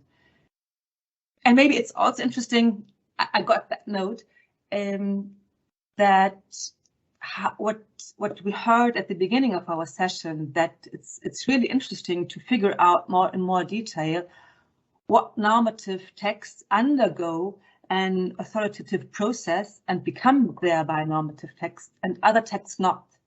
And it's not, I would say that not in regard to the text of the Quran or the tradition of the Prophet, but also what is then since centuries part of the Muslim collective memory. And that, of course, is a question of power. And I would also agree to what we have heard today, that I would maybe say that in the Islamic world, we can also see a crisis of discourse, that we don't have in mind that there was, through centuries, a very vivid discourse, and every a book in jurisprudence or in Kalam would start with a question, a question, and then the answers, and the answers would always start, the scholars differ and do not agree. And then all those different opinions would appear, and it would be part of a vivid discourse to add one's own interpretation. And I think we have in the tradition a treasure that would encourage us to take that challenge again and feel the space and the freedom to continue that progressive revelation. There is, for example, this tradition attributed to the Prophet who says, every mujtahid is right. Kullu mujtahid musib. That means if a person really engages and exhausts him or herself in finding the truth, then this is the truth, and that gets blessing from God. It gets complicated when one just relies on those results and start always re-challenging one's own results. So that there is this tension between on the one side being encouraged by sources which we would say have divine origin or prophetic origin and have therefore authoritative weight, to scrutinize text and to question authoritative processes, whether they are which they make sense until now and which help us to provide meaningful content for today. And on the other side, being sensitive to the idea that human skills are, because they're human skills, are always limited and need to be always reconsidered and seen whether they still fulfill their responsibilities or whether we should go other and new ways. That's great. Is there anyone else that wanted to jump in? No? All good. All right. We had a question that came in during the chat, during this conversation, that we thought was pretty good. That was, well, obviously it was very good, but it was also somewhat related to some of these things that we've been talking about more recently. So we're going to post this one. So it is, although a bearer of divine revelation does not need to be particularly virtuous, does there often exist the expectation that a prophet should become virtuous in order to spread a divine message?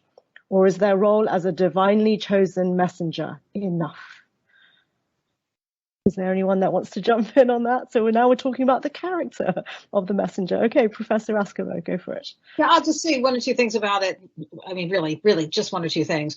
One of the problems, and I was trying to communicate this in the paper a little bit, I think it's important for non-Jews to understand that the category of prophecy in Judaism doesn't necessarily play out the way that it plays out perhaps in Islam or in Christianity.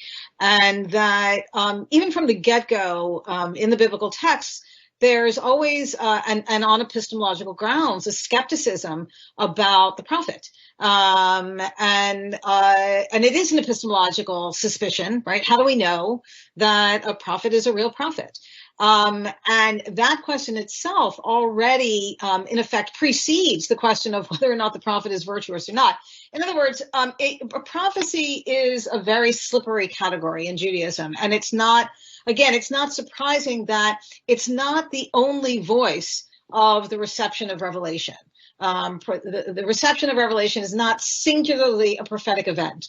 It is incorporated into a wider orbit of whether or not that's, I mean, again, Exodus 19, there's universal priesthood, if you will. All of the community is receiving the divine message. And that impulse toward universal priesthood, while it's complicated over time, nonetheless, arguably remains to a certain extent in the rabbinic appropriation of all of these things, such that, I would say, again, the model that Edward introduced, the craftsman model, the craft model, or the guild model, do we say that everybody who is in a profession performs that profession perfectly or is a perfect example of that profession? No, but you trust the operation of that institution to sustain its own norms and, in effect, to enforce its norms such that necessarily epistemological, theoretical, and practical fallibility is always part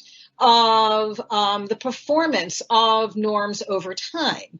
And so, again, I think that when we do this kind of comparative work, which I think is very, very valuable, I think we need to begin to appreciate that even questions like, is the prophet always virtuous, or is it enough that God sort of chose that one, are already complicated by the fact that how we view prophecy isn't the same.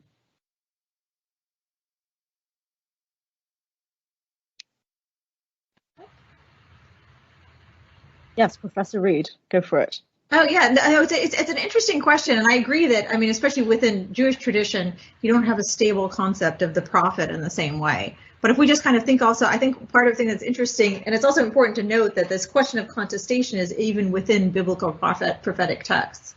I think there is also this kind of interesting contrast in terms of thinking about, or interesting phenomenon in terms of the question of righteousness, is that in some cases within the text that we see claims about revelation being made, especially claims about direct revelation, in some ways we sometimes see the opposite phenomenon, meaning the person who is the channel or object or through which revelation comes is the person who is most sharply aware of the lack of righteousness of all people. The kind of famous case, with Isaiah, like, I'm a man of unclean lips from a people of unclean lips, but even, within apocalypses or so forth, when Enoch travels up to heaven, is taken by rapture up to heaven, he just like falls down, like he can't, you can't bear the difference. There's a kind of real sense of that revelation at times comes with an incredible sense of the kind of not just finitude, but kind of the the degree to which all people are, not. No, instead of thinking of themselves as righteous, they often see their own unrighteousness, if that makes sense. And you see this even like, within, after the rabbinic period, where we see like Hachalot literature, Jewish mystical literature, the idea of when you have travelers to heaven, they are perceived, encounter the angels and they see themselves as, human in a way where they're not proclaiming their own righteousness. They're actually the opposite. They're seeing everything that's unclean about them, everything that's like improper about them. They get that really sharp sense, which is a kind of interesting contrast, because I think in some ways that can also serve to kind of validate a, act of revelation, at least within these like literary forums, because it goes to show like there's a gap between human and divine knowledge within these texts. And when one sees it bridged, one of the things that one sees is just, that sense of smallness, even if that sense of smallness is part of what enables someone to act, as a channel between, heavenly and earthly knowledge. Dr. Epsen, I saw you had your hand up. Go for it.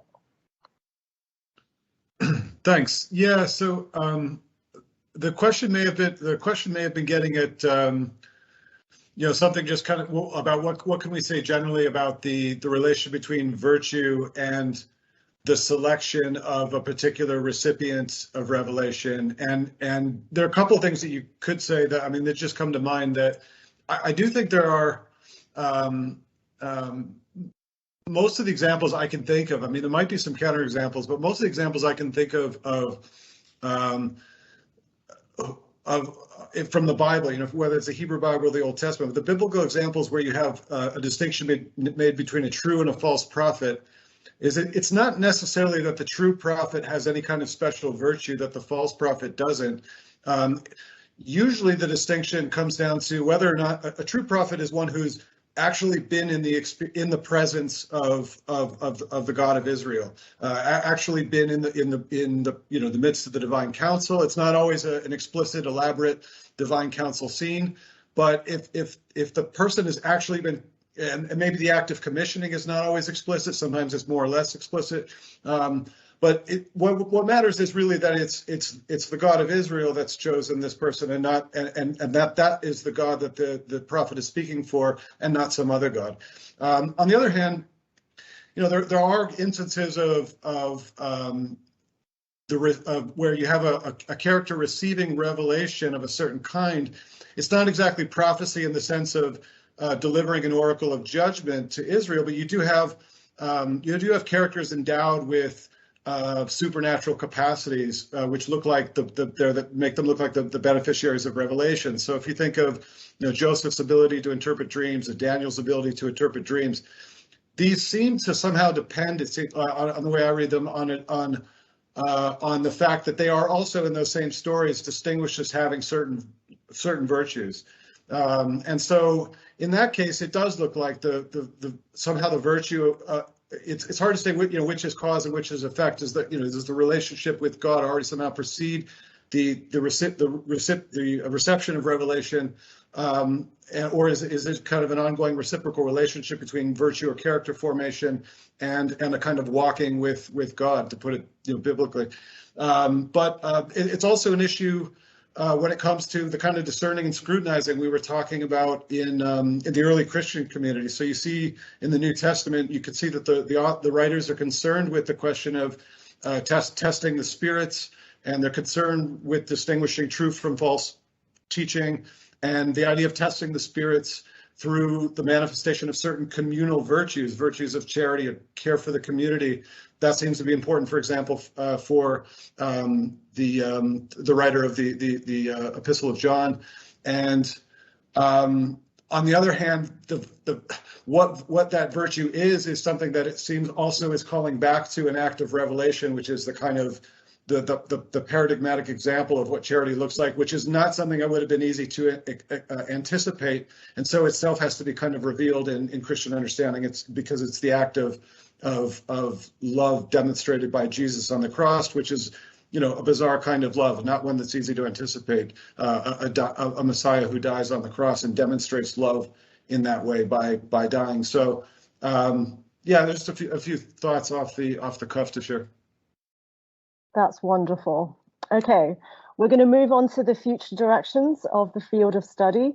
So we're going to go through the panelists in the same order that we did in hour one. So first with Professor Reed, and then with Professor Rashkover, then Professor Tatari, and then finishing up with Dr. Epsen. So Professor Reed, the floor is yours. Thanks so much. We've talked about so much, it's actually difficult to kind of boil down to some kind of concerns about future directions. But I just want to I'll keep my comments relatively brief. And I also, one of the things I want to talk about, though, is really thinking about how we can have this conversation and the value of this conversation across different approaches. One of the things I found kind of very, when I first got this invitation, I thought, oh, I'm just a historian. What do I have to say about any of this? And it's interesting because I am a historian, but I'm a historian who's been preoccupied with questions about knowledge and knowledge making, and also moments of where there were really intensive contestation, creativity around knowledge and knowledge making in the historical past, among Jews and Greeks, among Jews and Christians, into the modern times, among those who study ancient materials, and so forth. So it's like a kind of interesting sense of this question. How does this, as historical approaches fit into this? What can we, what does it mean to kind of talk across the present and the past? And also, to my view, I found it really kind of interesting that Dr. Epsen's notion of like this question of like thinking about the limitations of what each field, has accomplished with respect to issues of epistemology. In his case, he was talking about, theology and philosophy. But if I ask that same question in terms of questions about history and other forms of, studying the past, intellectual history, social history, cultural history, or so forth, I think one of the kind of main things about that is the degree to which historians are trained and able and lazy, I guess, in a way where we're often kind of able to sidestep the question of what's at stake and why it matters. It's like, oh, I'm just talking about the 3rd century BCE. Oh, no, I'm just looking at this example. Whereas, I think one of the kind of important questions, we're able to sidestep the normative claim. We're able to sidestep the notion of having to, speak to a specific community. We're able to sidestep the idea of constructive work. And I think part of, what I think about in this conversation, both hearing others and hearing the questions and so forth, is the degree to which, this is actually a challenge, or this is a shortcoming, a limitation of some of what we do in this regard. Because in actuality, we actually do choose our topics for reasons that speak to the present. And part of what we often do is like scholars trained in historical fields are often given the license not to name that, to know it maybe by ourselves, but not to have to speak to it. And in some cases, we're under this like little objectivity umbrella where we're really even pretending, it's better for us to pretend that we don't have anything at stake. I'm just looking at the past. I'm just reading the text as it is. I'm just reconstructing what really happened. These are the things that shape our field.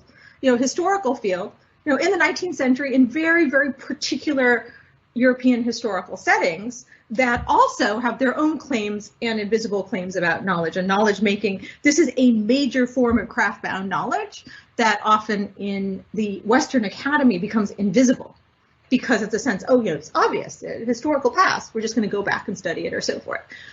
So, part of what I found valuable about this conversation, but I also think is important, is to put different fields in conversation that also press on those questions for those who study, the past from historical perspectives.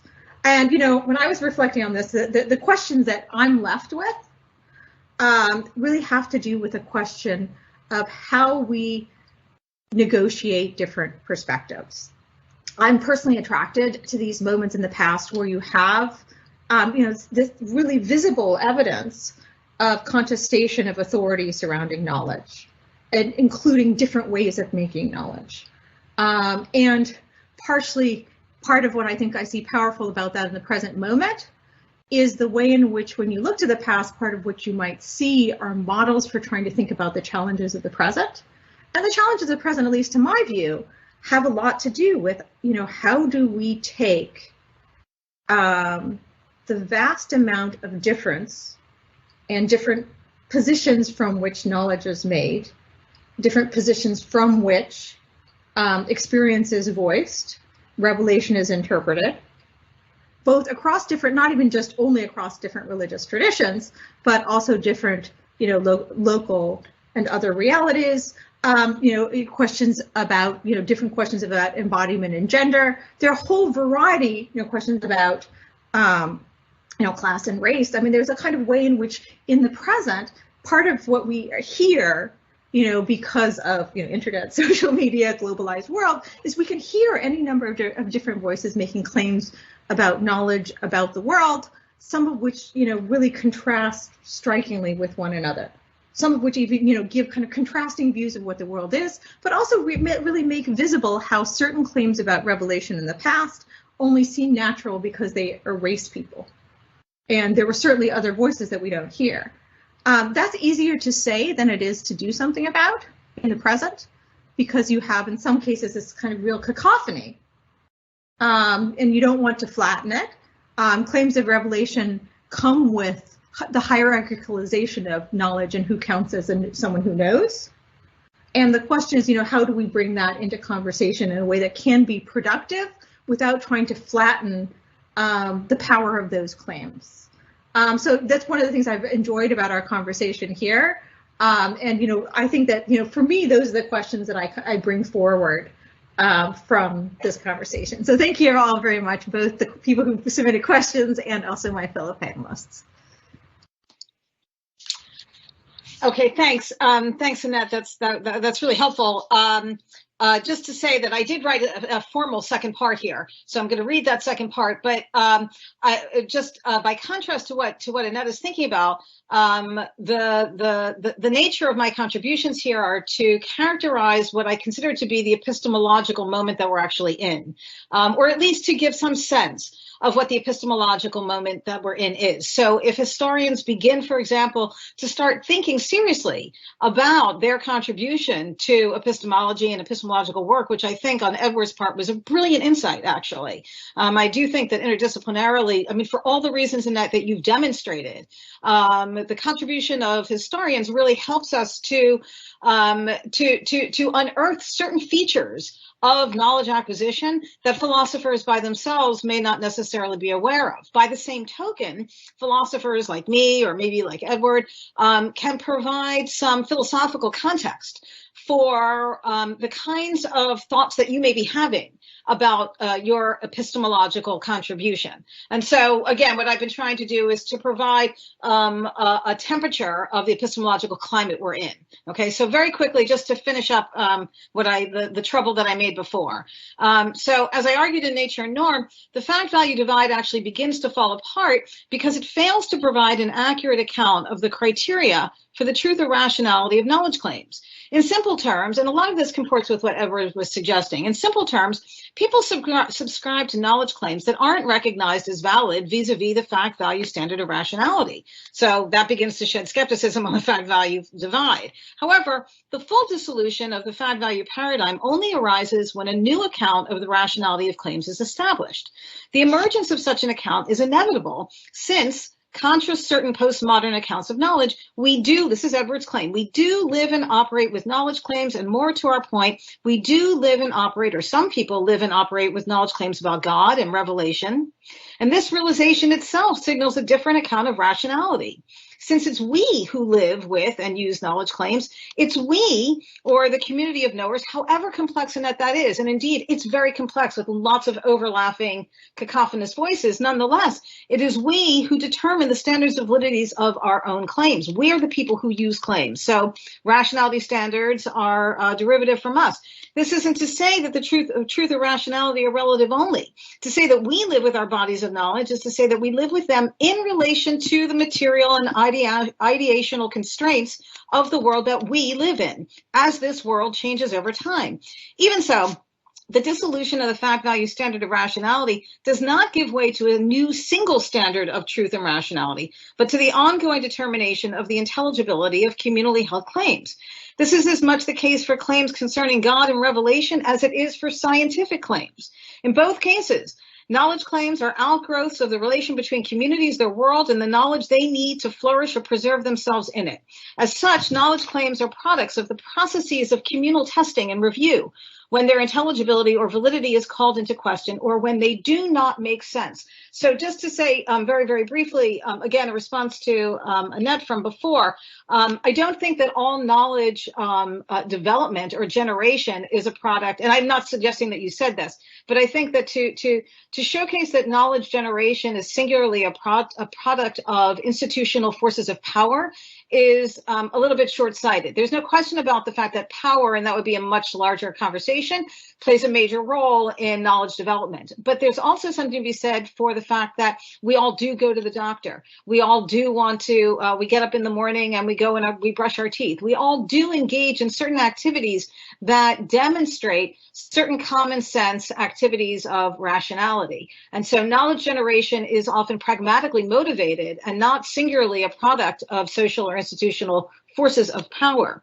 In an article entitled Judaism and the Religious Crisis of Modern Science, the Jewish philosopher Menachem Fish demonstrates how the activity of communal testing and review actually appears in the rabbinic activity of reasoning through Torah, and can, for our purposes here, to be said to describe a rabbinic epistemology of revelation. So clearly Fish is trying to offer a kind of contemporary lens on what rabbinic epistemology might look like, and he does so in the context of his recognition of the fact-value divide. In one striking example, Fish discusses a passage from Deuteronomy 2:24 that describes how Moses, described by rabbis as Moses Rabbeinu, Moses our rabbi, challenges the intelligibility of a divine command. In the course of his long farewell speech recorded in Deuteronomy, Moses recalls how upon nearing the Holy Land, he was instructed by God, saying, "Rise, take your journey, and pass over the brook Anon. Behold, I have given into your hand Sihon the Amorite king of Heshbon and his land. Begin to possess it and provoke war with him. For this day I will begin to put the dread of you and the fear of you on the nations that are under the whole heaven. You shall hear the report of you and tremble and be in anguish because of you.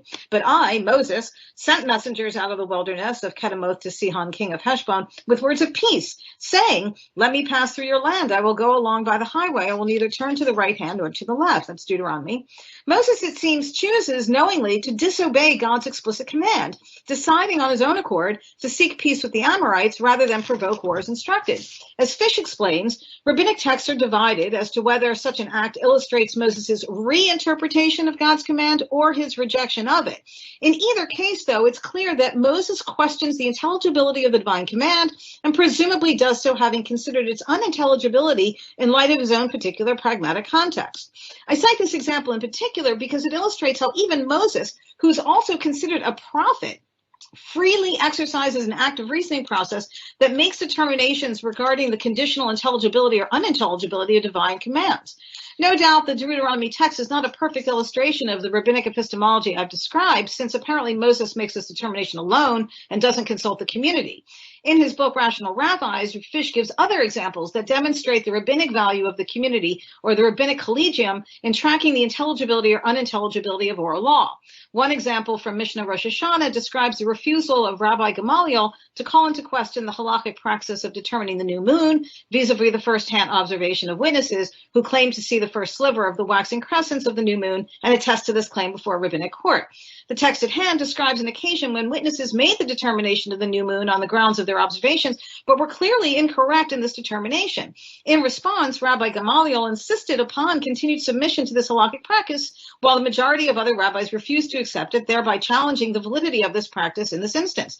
In his own discussion of Fish's analysis of this text, Martin Kafka explains that, quote, "This is a story about power, and the power not to make inferences, and the power to evade being questioned by others in the community, as is apparently demonstrated by Rabbi Gamaliel. Still, as Fish makes clear, the Mishnah does eventually rebuke Rabbi Gamaliel when it recounts how the rabbis collectively decide to depose him in his role as the patriarch. This, Fish maintains, demonstrates their critique of Rabbi Gamaliel's refusal to participate in the community's collective reasoning activity. As Martin Kafka explains, quote, "How are the members of the collegium supposed to trust the patriarch if he not only makes bad judgments that seem to be based in bad inferences, but refuses to defend his own acceptance of the witnesses," unquote.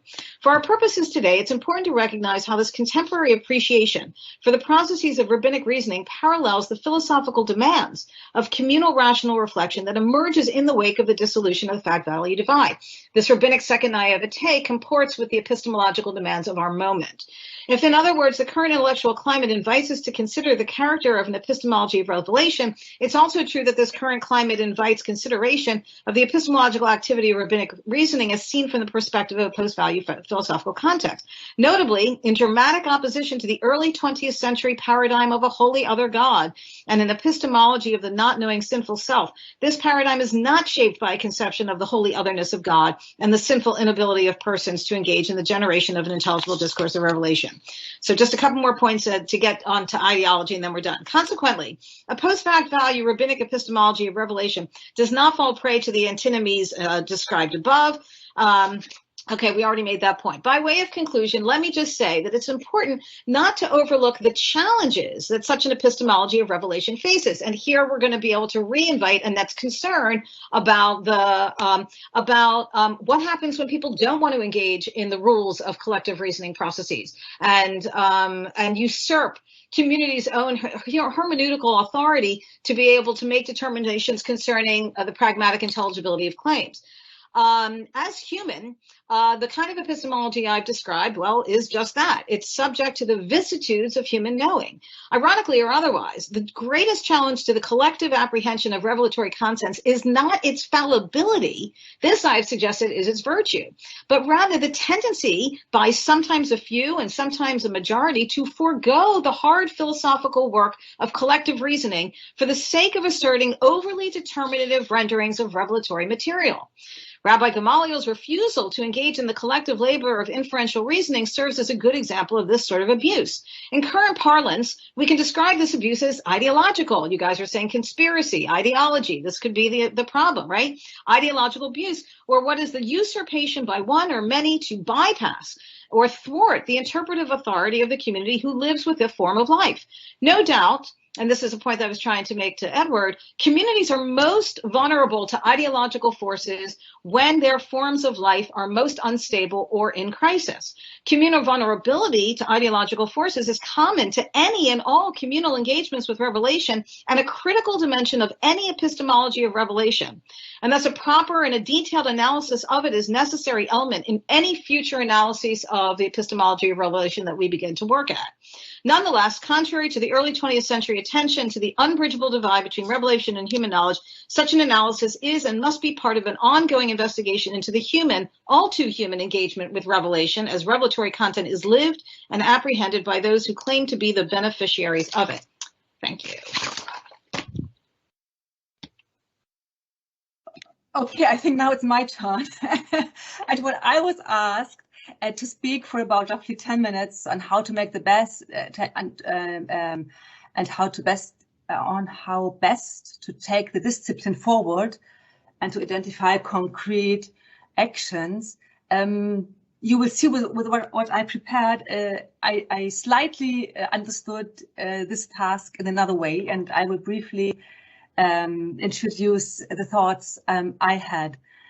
And I want to introduce you to the specifics of the German context in which we do Islamic theology, which might be slightly different from other contexts. Islamic theology as a discipline in the context of university discourses in Germany has a tradition of just about 12 years.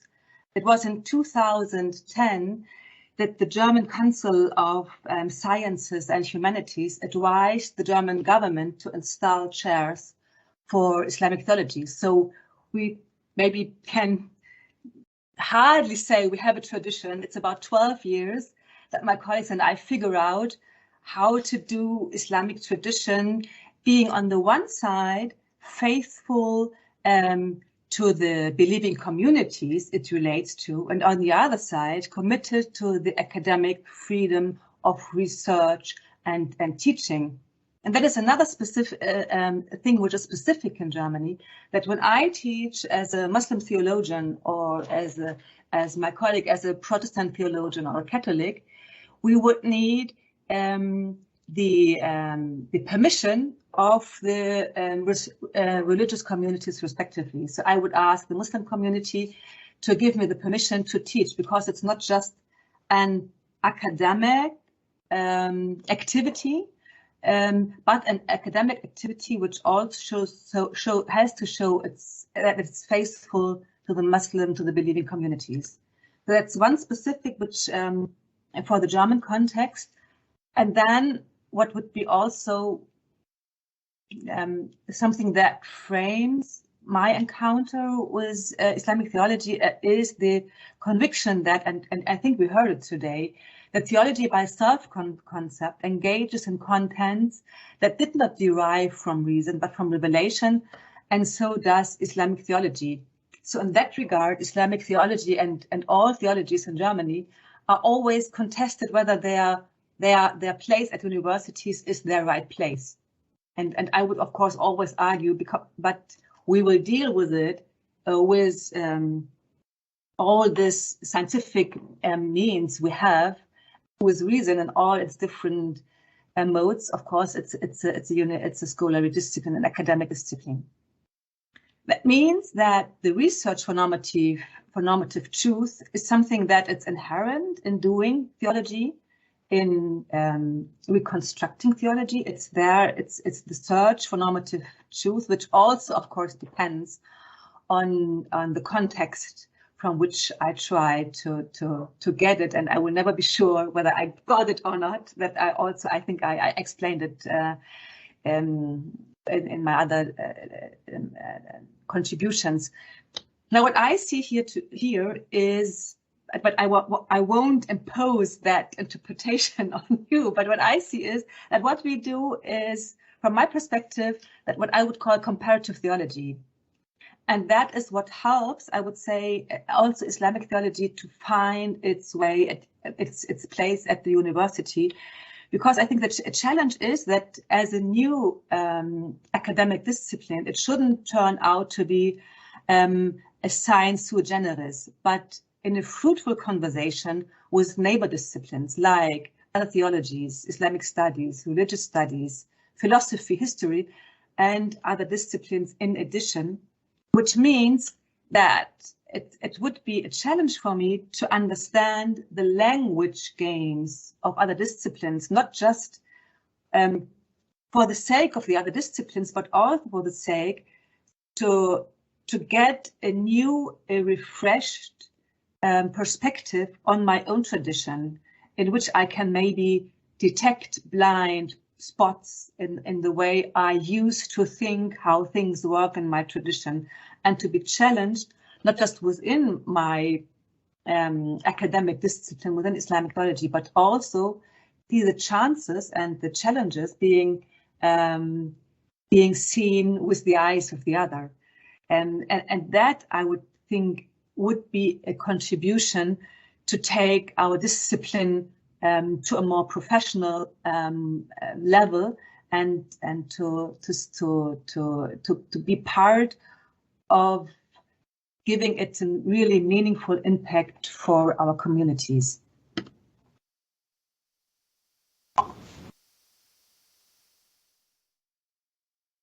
Yeah, I finished. Oh, so yeah, thank you all so much. It's been delightful to share this time with you. I just want to close with some thoughts on how I see the kind of inquiry we've been discussing today as having a certain kind of I think there's a way in which, as a philosopher of religion, I see certain developments internal to that discipline as forming or shaping a kind of port or site of interconnection with the history of religion, and I mean so the kinds of things I'm about to express, the kind of lines, the direct lines of thought that I'm about to express. I mean, these are really just an honest representation of my own intellectual curiosities. And I mean, in light of some of the things Annette said, I do really want to be mindful of the fact that, you know, I'm at work as a working academic scholar. I'm going to be, if I commit to a program of research on these questions, I'm going to be doing so within, you know, whatever you might want to call it, a certain knowledge regime, certain sociological structure with a certain kind of constitution of power formation within it. It may be that that's inevitable, but I think I do want to be really careful about being as self-aware as I can about what my own purposes are, and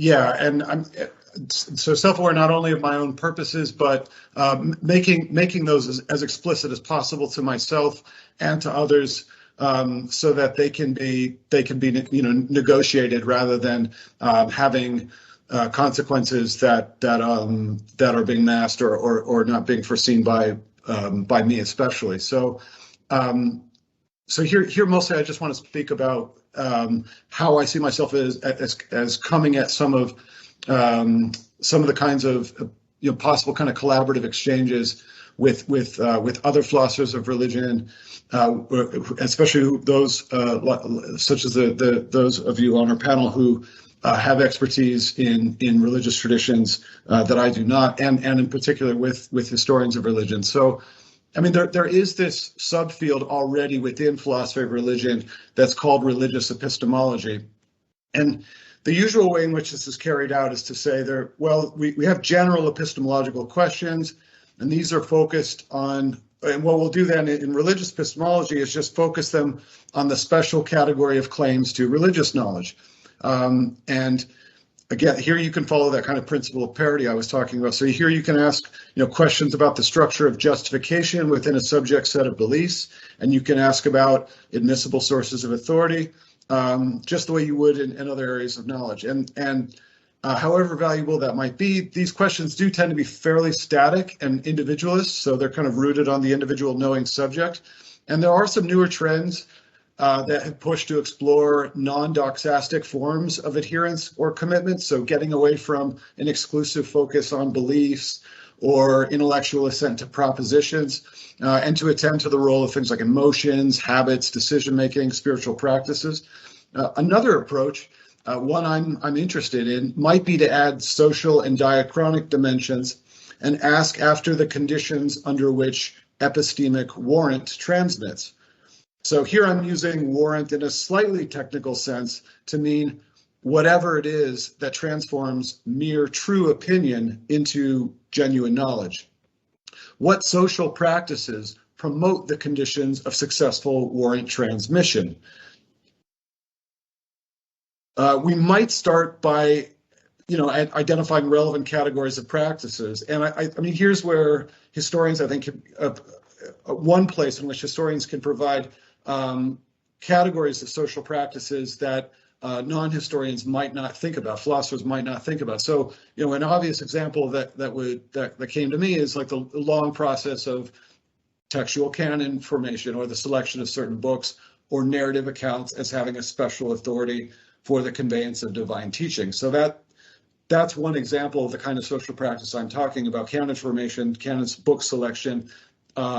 That's an obvious example of the kind of thing that might come in for study as a particular kind of social practice whose conditions of successful warrant transmission might be first understood, data presented for them, and then analyzed in a certain kind of way. Another obvious example would be what the ancient Greeks called laws. So not laws in our sense, but something more like the ancestral customs of a people, which are definitive of inclusion for them. So you could ask here, were some of these more conducive to the transmission of warrant for religious conviction than others? And of course, these questions will always be asked from a certain perspective that might be internal to this tradition or external. And I think the first thing to do is to try to understand how those internal to the communities under consideration themselves understood it. So, but just to give a suggestion of the sort of thing I'm talking about, both Sparta and Athens, for example, had ancestral customs, and they worshipped many of the same gods. They both practiced things like education, training, formation, and civic ritual. But they did this in different ways and for different ends. So before we can make any kind of analysis, we do need selected data, and this requires careful fieldwork. And I'm assuming that we ought, to the extent that we're able, move from a study of the way these communities themselves understood their practices to our own analysis and not the reverse. But another example of the kind of practices, another example might be the kinds of practices of more specialized communities, like the Hellenistic schools of philosophy, which were certainly religious, the sectarian or intentional Jewish communities of Egypt and the Judean desert, and the Christian monastic communities.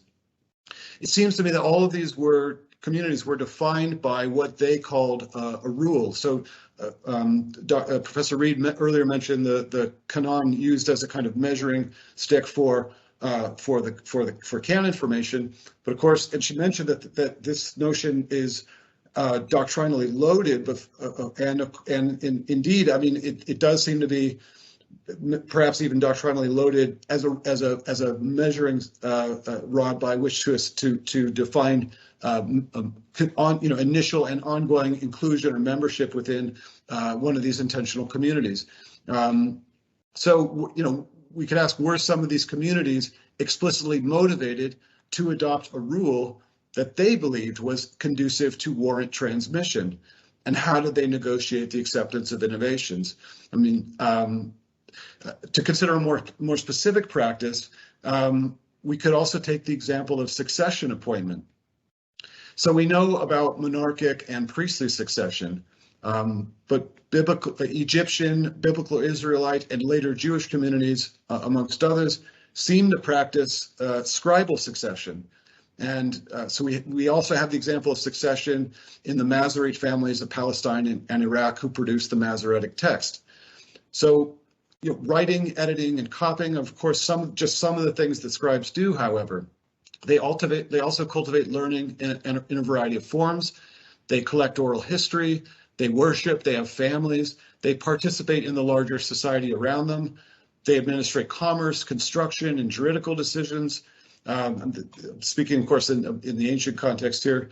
And this broad social engagement means that the civic arena is as much a locus of warrant channeling as the scriptorium. And even if ancient Near Eastern societies were illiterate in the sense that only a minority educated elite could write, many of those societies were, it seems, writing dependent.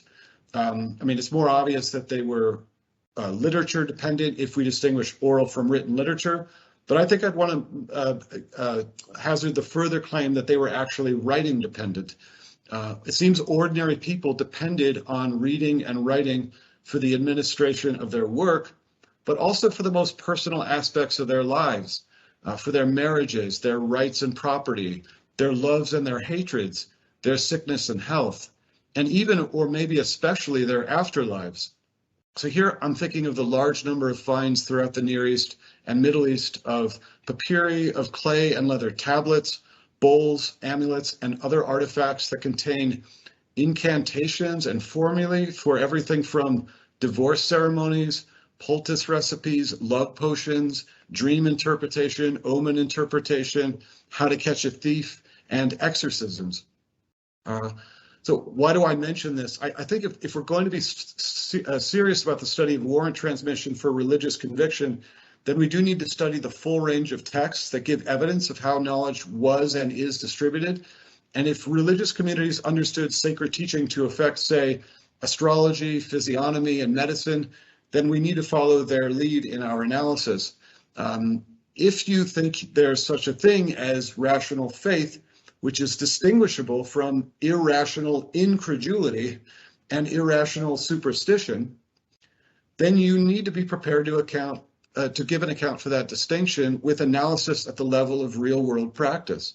And as I said before, I'm motivated by an impulse that could be expressed as a kind of principle of parity that says the criteria for assessing warrant transmission in domains of non-religious knowledge, whatever you might take that to be, everyday practical knowledge, scientific knowledge, mathematics, etc. Those are the same criteria we should use for assessing warrant transmission in the areas of religious knowledge and conversely. And if you recommend otherwise, which you might well do for very good reasons, you, though, perhaps still incur an obligation to explain why. So even if we're just interested in having a better understanding of the conditions that might promote the transfer of warrant for religious conviction, there are a variety of reasons, I think, to be excited over the wealth of material available for investigation. And asking these questions, I think, not only promises to enrich the philosophy of religion, but also presents, as I've said, a site for exchange with scholars working in the history of religions, and of course in archaeology, geography, and languages, who are really able to facilitate access to the indigenous coeval sources that we would need to do this. This is work I'm committed to, and I look forward to sharing it with those of you here today. Thanks so much for giving me the last word on this. I want to give a special shout out before we close to our producers, Melissa Tan and Rachel Danley. We couldn't have done any of this without you, so thanks so much. Well, thank you. Actually, I thought that if we had a little bit of time, I know you've sort of ended it, but did any of the other panelists have any, were they, any of them were itching to have a, quick response to what had been said, or even wanted to have their own final word?